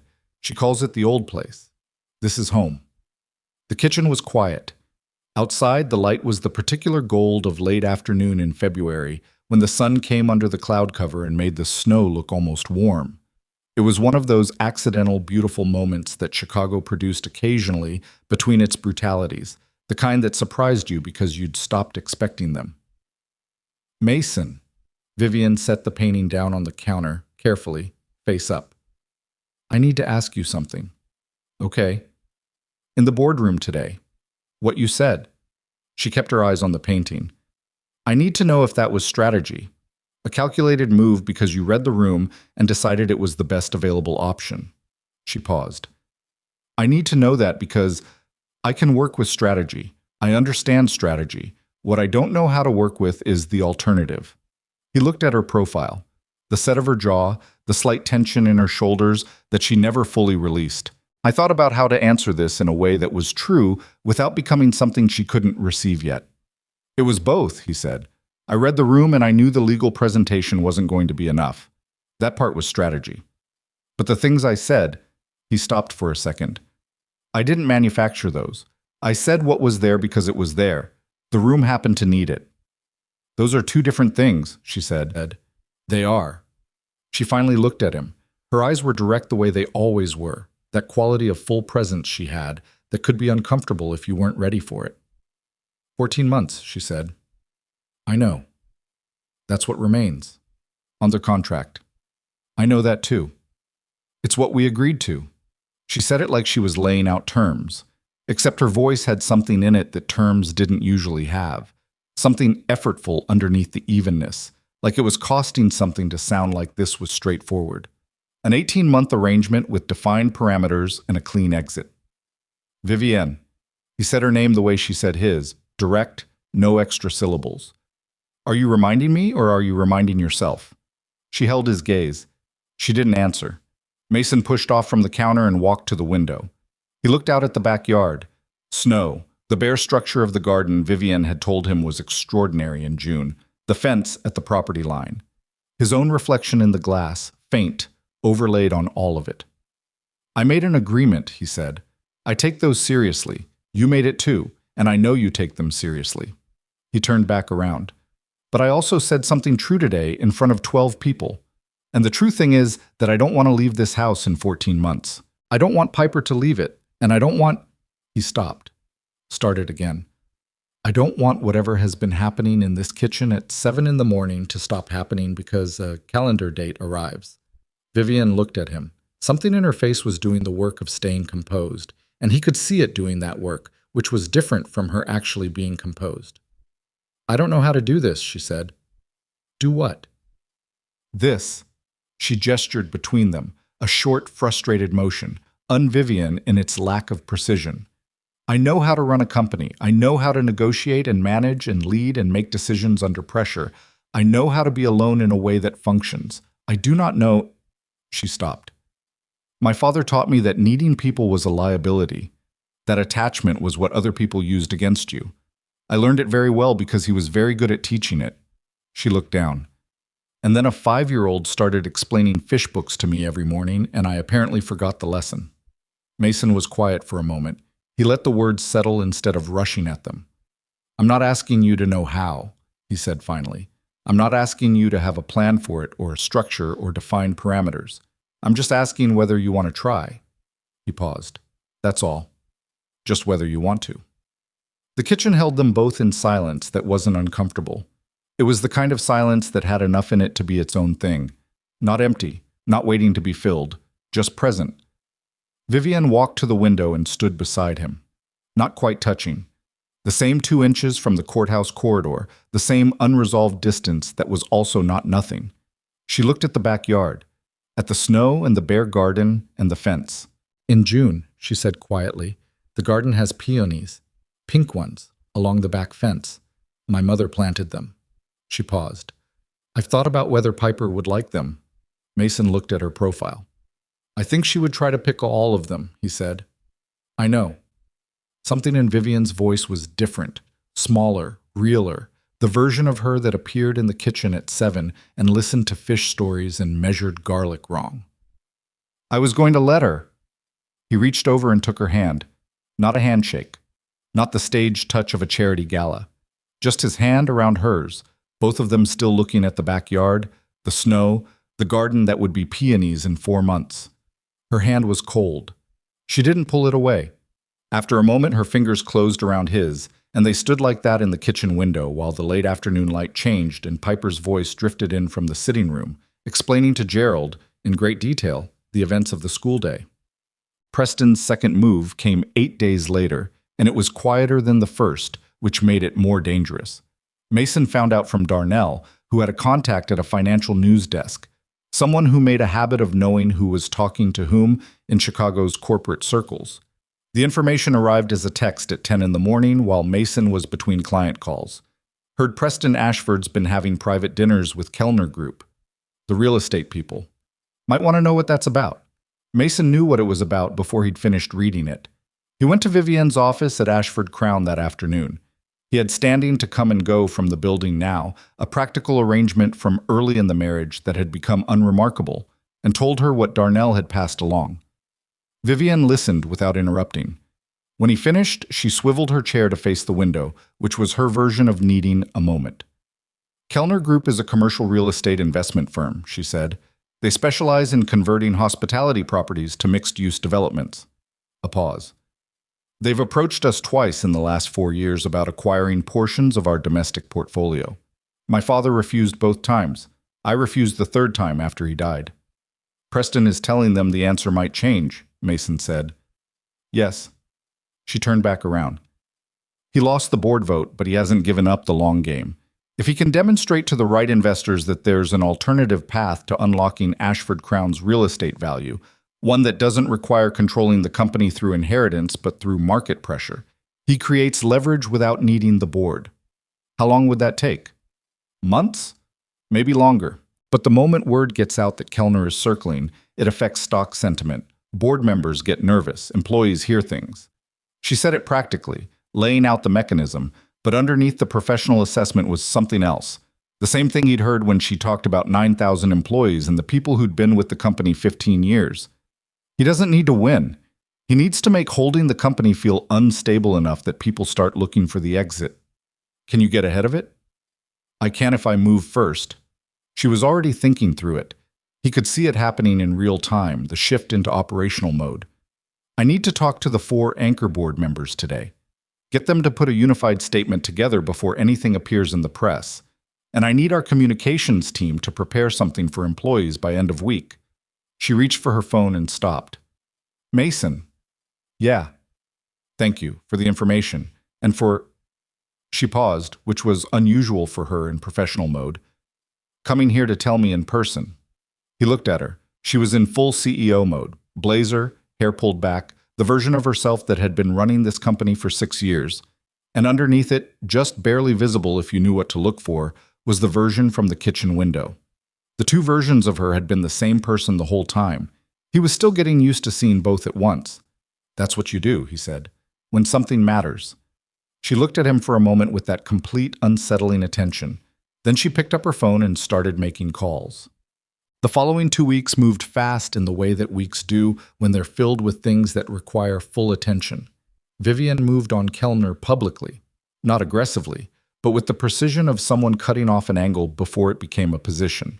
A joint statement from Ashford Crown's 4 senior board members reaffirming confidence in the current leadership and strategic direction. A quiet communication to the investment community about the company's long-term real estate strategy and the value of its integrated hospitality model. Nothing that named Preston, nothing that elevated the story, just the sound of a company that knew what it was doing and wasn't interested in entertaining alternatives. Mason watched it happen and understood, more clearly than he had before, what she was actually good at. Not just running a company, managing the environment around a company.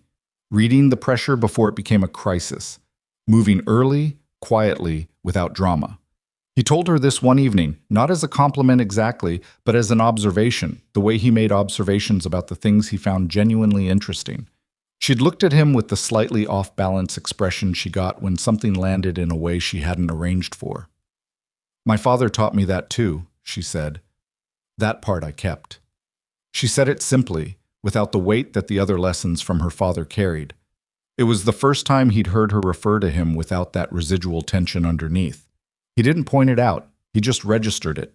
Piper, meanwhile, was living her life at the full volume of 5-year-olds, which meant that the lower registers of adult concern that occupied Mason and Vivienne were simply not accessible to her, which was its own kind of corrective. She had moved past Cornelius the fish, the book had concluded. He had kept his hat opinions and presumably continued walking, and into a phase of deep interest in the snow in the backyard, which she believed should be organized into something rather than left lying around being shapeless.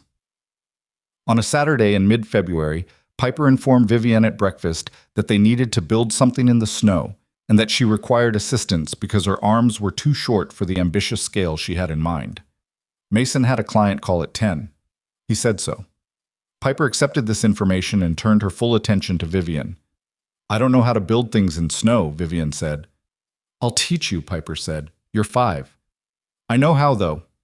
This was, Mason reflected, an argument Vivienne was not going to win, and he could see the moment she realized it. A small surrender visible in the set of her shoulders, the internal recalibration of plans. He came down after his call 2 hours later and found them in the backyard. What they had built was technically a wall, about 2 feet high, lumpy, structurally questionable, running diagonally across the yard in a direction that served no obvious defensive purpose. Piper was patting additional snow onto it with great confidence. Vivienne was beside her, hair escaping from under a hat Mason had never seen before, coat covered in snow, applying herself to the project with the focused intent she brought to everything. "What is it?" Mason called from the back door. "A fort," Piper said. "Against what?" "Just in general," Piper said. "You need a fort in general." Vivienne looked up at him. She had snow on her coat and her cheek, and the escaped hair was doing something complicated in the cold. She looked cold and slightly ridiculous and completely real, standing in the snow helping a 5-year-old build a fort against nothing in particular, and something in Mason's chest did the thing it had been doing with increasing frequency in this house. The thing he'd stopped trying to name and had started just allowing. "Come help," Piper said. "I don't have a coat on." "Get your coat," Piper said, with the bottomless patience of someone who has thought of everything. He got his coat. The fort took another 40 minutes to complete. It reached a final height of roughly 2.5 feet, was approximately 12 feet long, and leaned noticeably to the left in a way that all three of them acknowledged, and nobody fixed. They stood back and looked at it afterward, the three of them in a row in the cold backyard. "It's excellent," Piper said. "It leans," Mason said. "Forts lean," Piper said. "That's how you know they're real." Vivienne laughed at that. The real one, the short, surprised one that got out before she could catch it. And Piper looked up at her with the simple satisfaction of someone who had gotten exactly the response they were hoping for.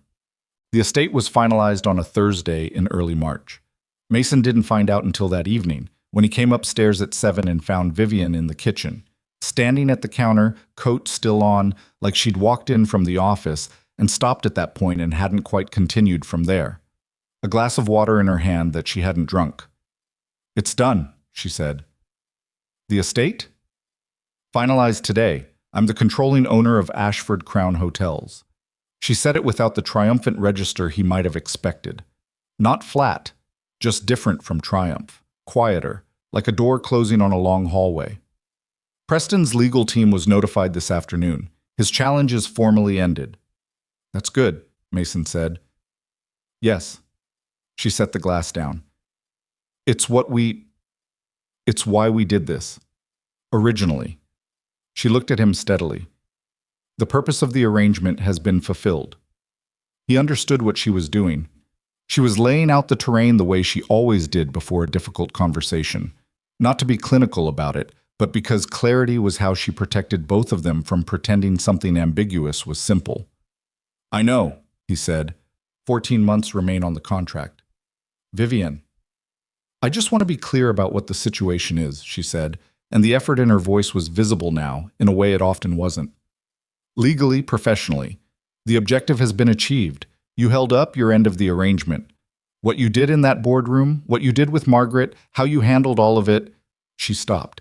"You did exactly what you said you would. More than that." "And now what?" he said. "Now you can—" She started and stopped. "Say it." She looked at him. "You can leave, Mason. If you want to. With everything we agreed to. The arrangement is fulfilled." The kitchen was very quiet. Somewhere above them, Piper was moving around in her room. The audible thump of a 5-year-old being a 5-year-old, the creak of her floor. Mason looked at Vivienne, the coat she hadn't taken off, the water glass she hadn't drunk from. The version of her that had just offered him an exit with both hands because she had decided that was the decent thing to do, and Vivienne Ashford was, underneath all the structures she'd built around herself, a person who tried to do the decent thing even when it cost her. "What do you want?" he asked. She blinked, not the response she'd prepared for. "That's not— I know it's not how you framed this. I'm asking anyway." He stepped closer. Not all the way across the kitchen, but enough that they weren't speaking across the full width of it. "Not what the contract says, not what makes sense strategically. What do you actually want?" Vivienne looked at him for a long moment. The deliberate composure she usually maintained was doing something effortful. He could see it the same way you could see a structure bearing weight. Then it stopped bearing the weight in quite that way, and something underneath it became visible. "I want to see the peonies in June," she said. Her voice was quiet and steady and honest in the way things are when they've stopped being managed. "I want to hear whatever Piper decides she's interested in after the fish. I want to keep making bad spaghetti sauce in this kitchen." She stopped. I want, she looked at him directly, to not do any of that alone. He closed the rest of the distance between them. He put his hands on her face, both of them, the way you do when you want someone to know you see them without any other purpose. And she let him, which was its own thing. Vivienne, who held people at the specific distance she could manage, who had been taught that needing people was what they used against you, standing in her kitchen with her coat still on and letting him hold her face like it was simple. I'm not going anywhere, he said. She put her hands over his, not pulling them away, just covering them, the way you cover something you want to keep. I don't know how to do this well, she said. It wasn't an apology. It was information, offered plainly, the way she offered everything she considered important. Neither do I, he said. Most of the time. That's not reassuring. I know. I'm giving you the accurate version instead of the reassuring one. She almost smiled. The structure of it was there, the small private one he'd learned to recognize, the one she didn't deploy for rooms or cameras. I appreciate that, she said. Actually. Good, he said, because the accurate version also includes the part where I've been trying to figure out for about 6 weeks whether I should say any of this, and I haven't been doing that very gracefully. I noticed, she said. Was it obvious? To me. A pause. I don't know about anyone else. He laughed, a short, real one, and she looked slightly startled by the proximity of it, and then something in her face that had been held carefully for a very long time released, not all at once but enough, like a building settling on its foundation, finding the ground. Above them, Piper thumped across her floor again and her voice drifted down, talking to Gerald about something with great enthusiasm. The specific sound of Piper's world in full operation, full, certain, unquestioning in the way of someone who painted doors purple and built forts that leaned and explained fish books to adults who needed them. Vivienne lowered her forehead to his shoulder. Just that. She stayed standing, coat on, hands still covering his, and put her forehead down, like putting something heavy down after carrying it a long distance. He stood still and let her do it. The contract, she said into his shoulder, without lifting her head. We should probably… Tomorrow, he said. Yes. A pause. Tomorrow. The kitchen held them in the quiet of a house that had stopped being a performance some weeks ago without either of them marking the exact moment. Outside, March was doing what March did in Chicago. Trying and failing and trying again, the city in the long patience of waiting for something warmer to arrive. They stayed like that until Piper came thundering down the stairs and into the kitchen with Gerald under one arm and an urgent question about whether dolphins could be trusted, and the kitchen became what it always became when Piper entered it, full, loud, demanding, completely alive. Vivienne lifted her head and turned to face the question of dolphins with the seriousness it apparently required. Mason watched her listen. He was not going anywhere. The contract sat on Mason's desk for 4 days before either of them touched it. It wasn't avoidance exactly. It was more like the document had become a different kind of object than it had been when they'd signed it. In January, it had been a mechanism, a structure they were both using to accomplish something specific. By March, it was something else. A piece of paper that described an arrangement that no longer described them, the way a map describes a road that has since been rerouted. It was still technically accurate. It just wasn't where they actually were anymore. On the 5th day, Vivienne came into Mason's office with 2 cups of coffee and sat down across from his desk, in the chair that clients used, which struck him as deliberate, and put a single sheet of paper on the desk beside the contract. I had our attorney draft an amendment, she said. He looked at it. It was short. 1 paragraph. The language was clean and legal and said, in the precise way of legal documents, that the parties had agreed to terminate the sunset clause of their original agreement, effective immediately, rendering the 18-month dissolution timeline void. Signed by Vivienne already, in her dense, angular handwriting, in the space at the bottom. There was a line for Mason's signature beside hers. He looked at the paper for a moment. Then he looked at her. She was holding her coffee cup with both hands, and looking back at him with the direct, undefended attention she had, the version without the professional coding, the version that had been appearing with increasing frequency in this house, and that he had privately come to think of as the real one, though he suspected they were all real, just layered. You didn't want to talk about it first? He asked. I thought about how to have the conversation, Vivienne said. Then I decided you'd already told me what you wanted, and I'd already told you what I wanted, and anything I said in between would mostly be me looking for a reason to complicate something that isn't actually complicated. He almost smiled. That's the most self-aware thing you've ever said. Don't push it, she said. But the corner of her mouth moved. He picked up the pen from the desk. He signed his name beside hers. He put the pen down. Done, he said. Done, she said. They sat for a moment with the ordinary silence of people who have resolved something significant and found the resolution quieter than expected. This was how big things actually happened, Mason had come to believe, not in dramatic declarations, but in small, concrete actions. A signature, a cup of coffee, two people in a room deciding, without ceremony, that they were going to keep going. Piper's going to want to celebrate, Vivienne said. Piper doesn't know what the contract was. She'll find a reason. Vivienne stood up with her coffee. She always does. This was entirely true. Mason watched her go back upstairs and then looked at the signed amendment for a moment, and then at the original contract beneath it, and thought about the person who had sat across from a stranger in a study in January and agreed to a transaction that would, as it turned out, change the entire structure of his life.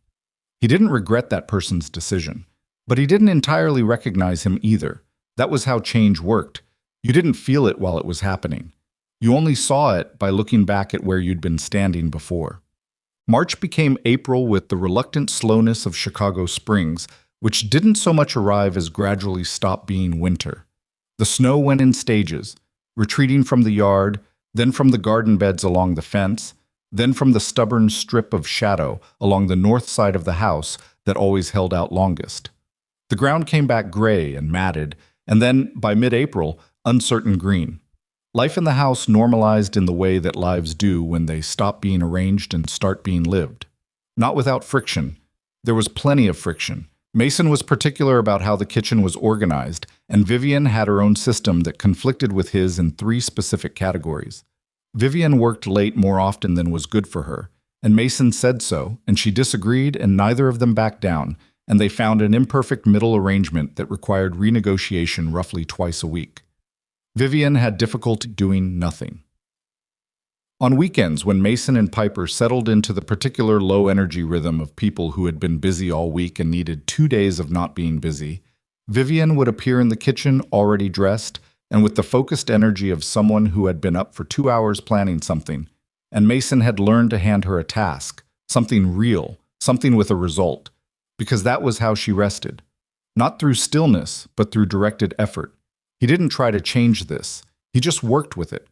She burned toast with alarming consistency.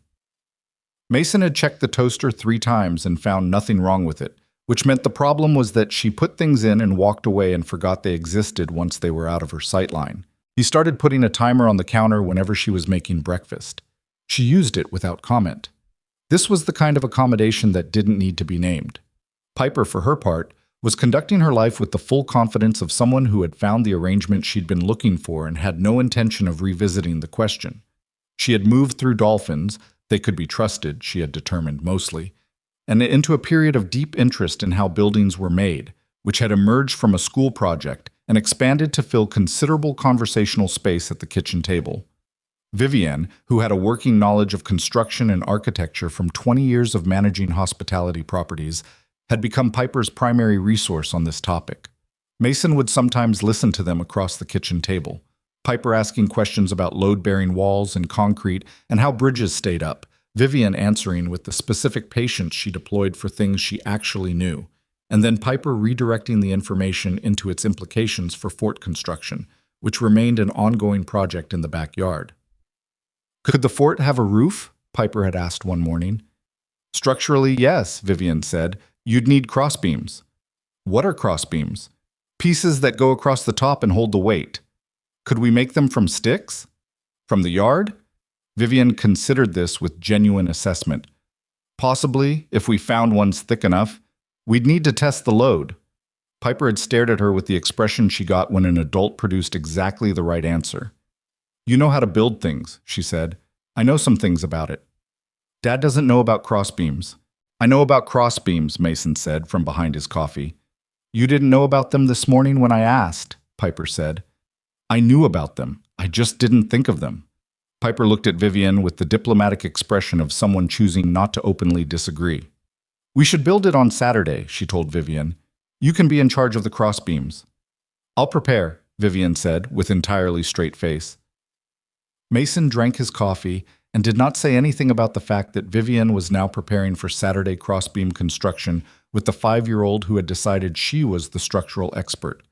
He didn't need to say anything. The kitchen said enough.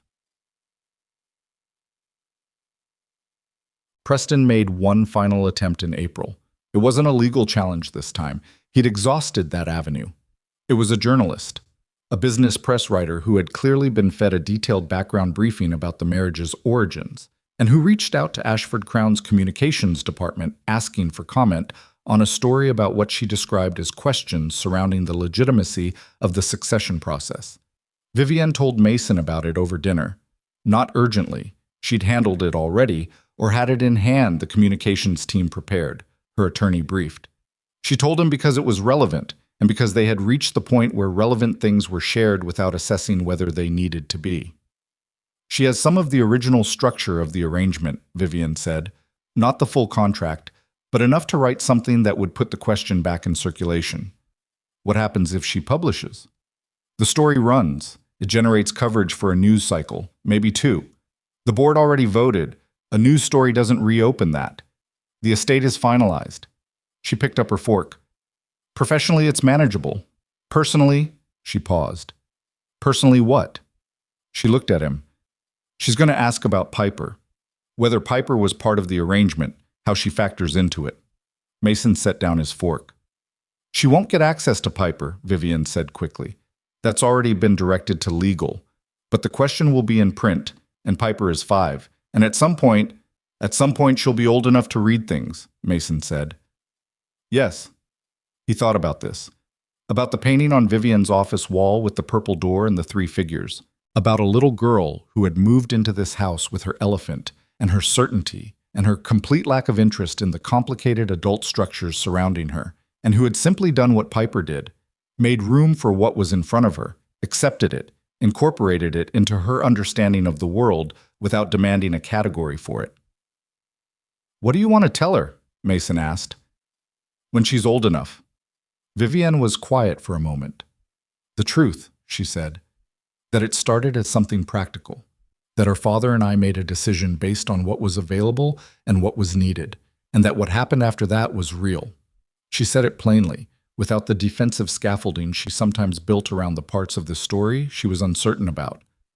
I don't think that diminishes it. I think it's just the whole truth.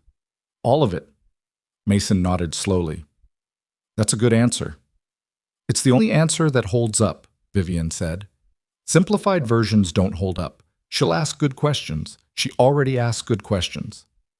She asked me last week if fish dream, Mason said. What did you say? I said probably, but we couldn't know for sure. He picked his fork back up. She said Cornelius definitely did because he had so many opinions, and opinions meant a lot of inner life. Vivienne looked at him across the table with the expression that appeared when Piper produced something that landed sideways and true. She's not wrong, she said. She rarely is, Mason said, about the important things. The journalist's story ran 3 weeks later. It was shorter than they'd anticipated. The full picture she'd been briefed toward had apparently not survived the legal review her editor had applied to it, and what remained was a brief item about the succession process at Ashford Crown, noting that questions had been raised by a minority board member and that those questions had been resolved in a board vote. The marriage was mentioned. Mason's name was mentioned. The word arrangement appeared once, in a context ambiguous enough that it didn't land the way it had presumably been intended to. Preston, whose name also appeared in the item, issued a statement through his attorney saying he wished Vivienne continued success in leading the company. The statement had the specific quality of language written by someone who knew they were done and was managing the public record of it. Mason read it and thought about the man he'd met at that corporate dinner, patient, calculating, certain he'd mapped every angle, and thought about how certainty was often the thing that got people, in the end. They were so sure of the structure of their plan that they didn't account for the thing that fell outside it. In this case, The thing that fell outside it had been a 5-year-old with a stuffed elephant and no interest whatsoever in corporate succession dynamics. June arrived the way things arrived, when you'd been waiting for them without quite letting yourself wait, all at once, and then obviously, like it had been there at the edge of things for weeks. The peonies came in during the first week of the month. Pink, the way Vivienne had said, along the back fence. Not a delicate pink, but a full, committed pink, the kind that didn't apologize for itself. They came in stages over about 10 days, first a few, and then more, and then the whole run of them in bloom, filling the back end of the garden with the specific abundance of something that had been waiting underground through a long winter to do exactly this. Piper saw them from her window on a Tuesday morning and came down the stairs faster than was technically safe, and went straight to the back door and stood looking at them through the glass with the expression she reserved for things that exceeded her expectations. "They're so pink," she said.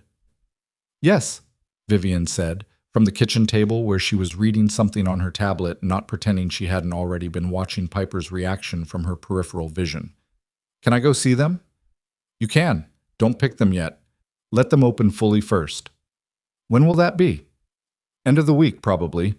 Piper pressed both hands flat on the glass door and looked at the peonies with the focused longing of someone doing a very responsible job of waiting. Then she turned around. "My mom would have liked them," she said. The kitchen went quiet. Mason was at the counter with his coffee, and he looked at his daughter and found the right thing to do was simply be present and not redirect.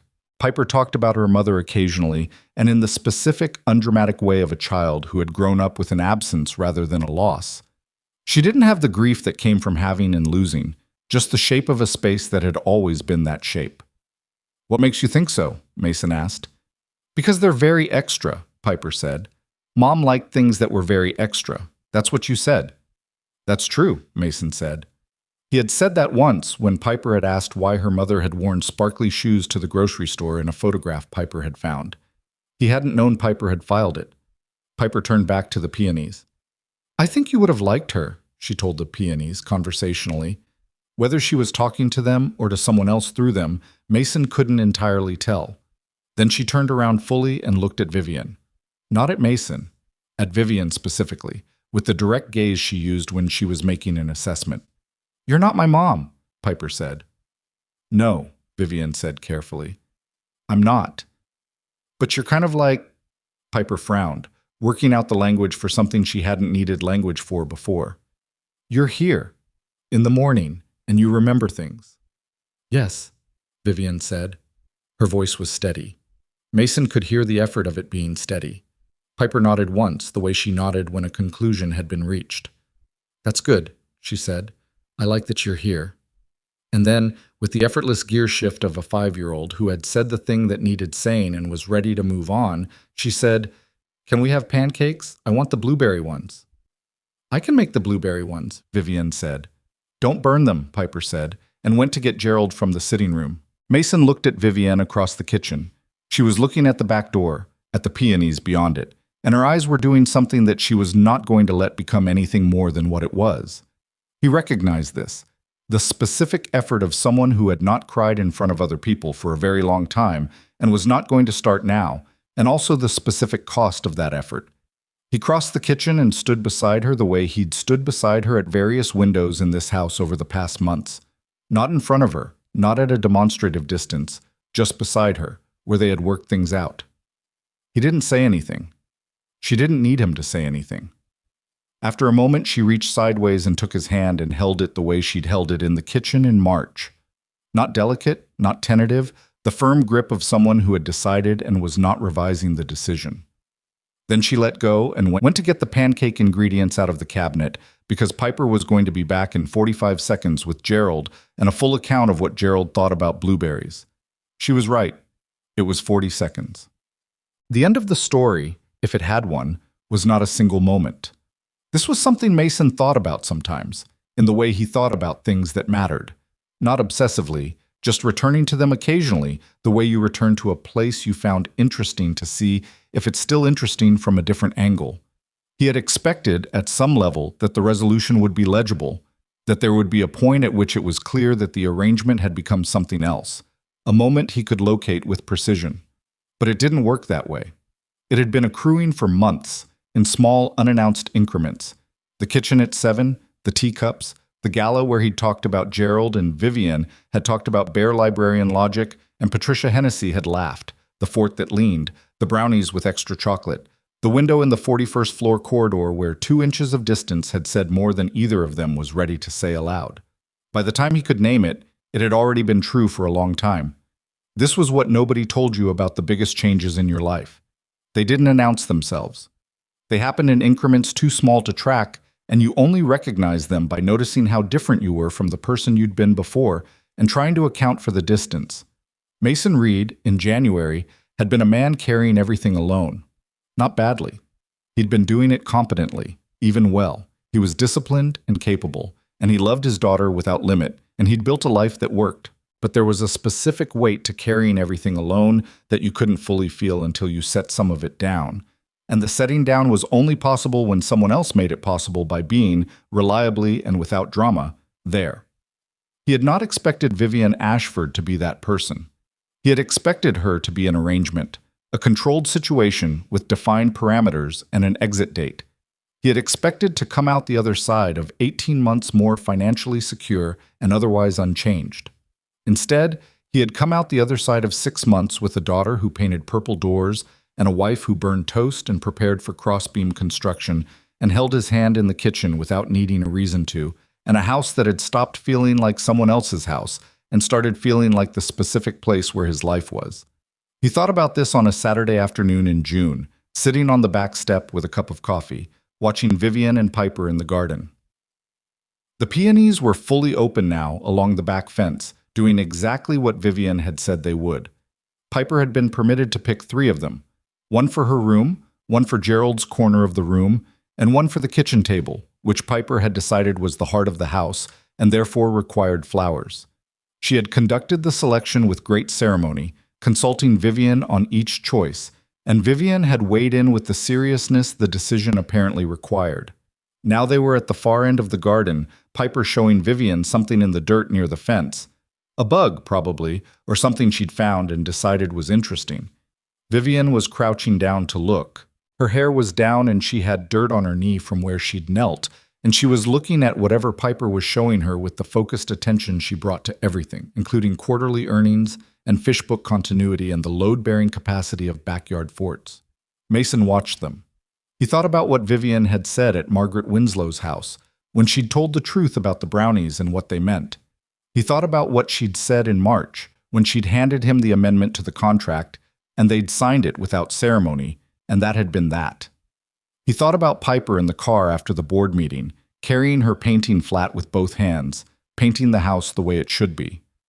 What he had learned, what this entire 6 months had taught him, in the particular way that experience teaches things that abstraction never reaches, was that you could not plan your way to the most important things. You could plan toward them. You could create conditions that made them possible, but the actual arrival of them was always, in the end, something that happened to you rather than something you arranged. He had thought he was arranging a transaction. He had ended up in a life. And the life was imperfect in all the right ways, complicated and occasionally frustrating and full of burnt toast and too much garlic and crossbeam consultations, and a child who asked whether dolphins could be trusted and kept a one-eyed elephant named Gerald and painted the world the way it should be rather than the way it was. It was nothing like the controlled, carefully managed existence that both he and Vivienne had been practicing before January. It was, he thought, considerably better. Piper had apparently found something decisive in the dirt, because she was now presenting it to Vivienne with great enthusiasm. Vivienne accepted it, cupped it in her palms to look at it, which meant it was small and alive, which meant Piper had found something alive and expected Vivienne to be comfortable holding it. Vivienne looked at it with the expression of someone doing a rapid internal calculation and deciding that whatever it was manageable. She looked up and found Mason watching from the back step. She made a face, not at him, at the situation, the specific face of someone holding something with small legs and maintaining composure. And he laughed, actually laughed, and she shook her head with the contained version of a smile and turned back to Piper. He went inside to make lunch. Whoa. This was what it came down to in the end, and this is what's worth keeping from a story like this one. The most significant agreements you make in your life are not always the ones you sign. Some of them are the ones you keep making every morning in small, unremarkable ways. The cup of tea outside the door. The space made for someone else's habits. The question you ask because you actually want to know. The decision, renewed quietly each day without fanfare, to show up for the people in the room with you. Vivienne Ashford had spent 30 years being taught that love was a liability and attachment was a door other people used to walk into you and take things. She had been taught this by a man who loved her in the only language he had, which was structure and provision and conditions. And she had learned it so well that she had nearly organized her entire life around preventing the things she needed most from getting close enough to matter. It took a 5-year-old with one-sided opinions about fish and an elephant missing an eye to get past those defenses. Which is maybe the lesson. The defenses we build to protect ourselves from the wrong things have gaps we didn't put there on purpose, and sometimes what gets through those gaps is not what we were afraid of, but what we actually needed. Mason, for his part, had been carrying everything alone for so long that alone had started to feel like the only reliable condition. He trusted himself because he'd had to. He loved his daughter without reservation because she was the one thing he was certain of. And he'd sealed up most of the space where another person might have lived because the one who'd been in that space had left without looking back. And he had decided, not consciously, but in the way you decide things that become structural, that the seal was safer than the risk. What he had not accounted for was that someone else's grief could rhyme with your own. That two people who had each learned to function alone could find, in each other, the specific thing that made the alone unnecessary. The contract was gone. The amendment had gone to their attorneys and been filed and forgotten. The 18 months that had originally been the outer limit of the arrangement had become simply the first 18 months of something that had no outer limit, which was both terrifying and, in practice, fine. Better than fine. The thing that worked. In July, Vivienne suggested they take Piper to the lake. Not a corporate event, not a strategic appearance. Just 3 people and an elephant driving to the Indiana dunes for 2 days, because it was summer, and Piper had never seen the lake up close, and Vivienne had a memory of going there as a child, before her mother died, that she hadn't revisited in 20 years. They went. The weather was uneven, overcast the first afternoon, clearing by the second morning. Piper was in the water up to her knees approximately 4 minutes after they arrived and had to be redirected several times from going deeper than the plan allowed. Gerald was left at the rental cottage because of the sand situation, and Piper negotiated his presence in the evening with the skill of someone who understood the terms of a compromise. The second morning, Mason and Vivienne sat on the beach while Piper examined tide formations at the water's edge with the methodical focus of a field researcher. The lake was doing its impersonation of a sea, gray-green, running toward them, pulling back. A line of distant sailboats at the horizon. My mother used to say the lake was the closest thing to the ocean that mattered, Vivienne said. She wasn't looking at him. She was looking at the water. I didn't know what that meant when I was little. What does it mean now? That you work with what you have. She said it simply, without weight. That the thing available to you can be as large as the thing you wish for, if you let it. Mason looked at the lake. Piper had found something at the waterline and was crouching over it with both hands on her knees, studying it. She would have liked you, Vivienne said. He looked at her. She was still watching the water. My mother, she said. She liked people who were steady, who didn't perform. A pause. She would have liked Piper enormously. I think Piper would have found her an acceptable adult. High praise. Piper's standards are consistent. The small private smile appeared. She accepted you almost immediately, which I considered a data point. When did she accept you? Vivienne thought about it. The bear librarian conversation, she said. I think that was the one. She told me you got it right, Mason said. The bear. The opinions about hats. Vivienne nodded, considering this seriously. I stand by the analysis. Piper had found whatever she was looking for at the waterline and was bringing it back toward them at the deliberate pace of someone carrying something fragile and interesting. She arrived in front of them and opened her hands. A lake stone. Flat, gray, smooth to a near-perfect oval. The kind the lake made over time, wearing things down until they were what they were, essentially. It's for you, Piper said to Vivienne. I found it. Vivienne took it and looked at it. Thank you. It's smooth because of the water, Piper said. The waves do it. They keep going, and the rock gets smooth. She said it with the satisfaction of someone conveying something she'd recently figured out. It takes a long time, though. Yes, Vivienne said. It does. Piper studied her for a moment, then apparently decided the information had been successfully transferred, and turned and went back to the water. Vivienne turned the stone over in her hands. Mason watched her do it. He thought about the waves, about the long time, about the way things became what they were through repeated contact with something that moved and returned and moved again, unhurried, without particular agenda, just the persistent motion of something that kept showing up. He put his arm around her. She leaned into him the way she'd leaned her forehead against his shoulder in the kitchen in March. Setting something down, finding the ground. The lake kept doing what it did. Piper kept doing what she did. The sailboats at the horizon moved in their slow, patient way. No contract, no clause, no defined parameters or exit dates or negotiated terms. Just this. The three of them, and the lake, and a stone that had taken years to become smooth, and the particular quiet of a morning when nothing needed to be arranged or managed or performed.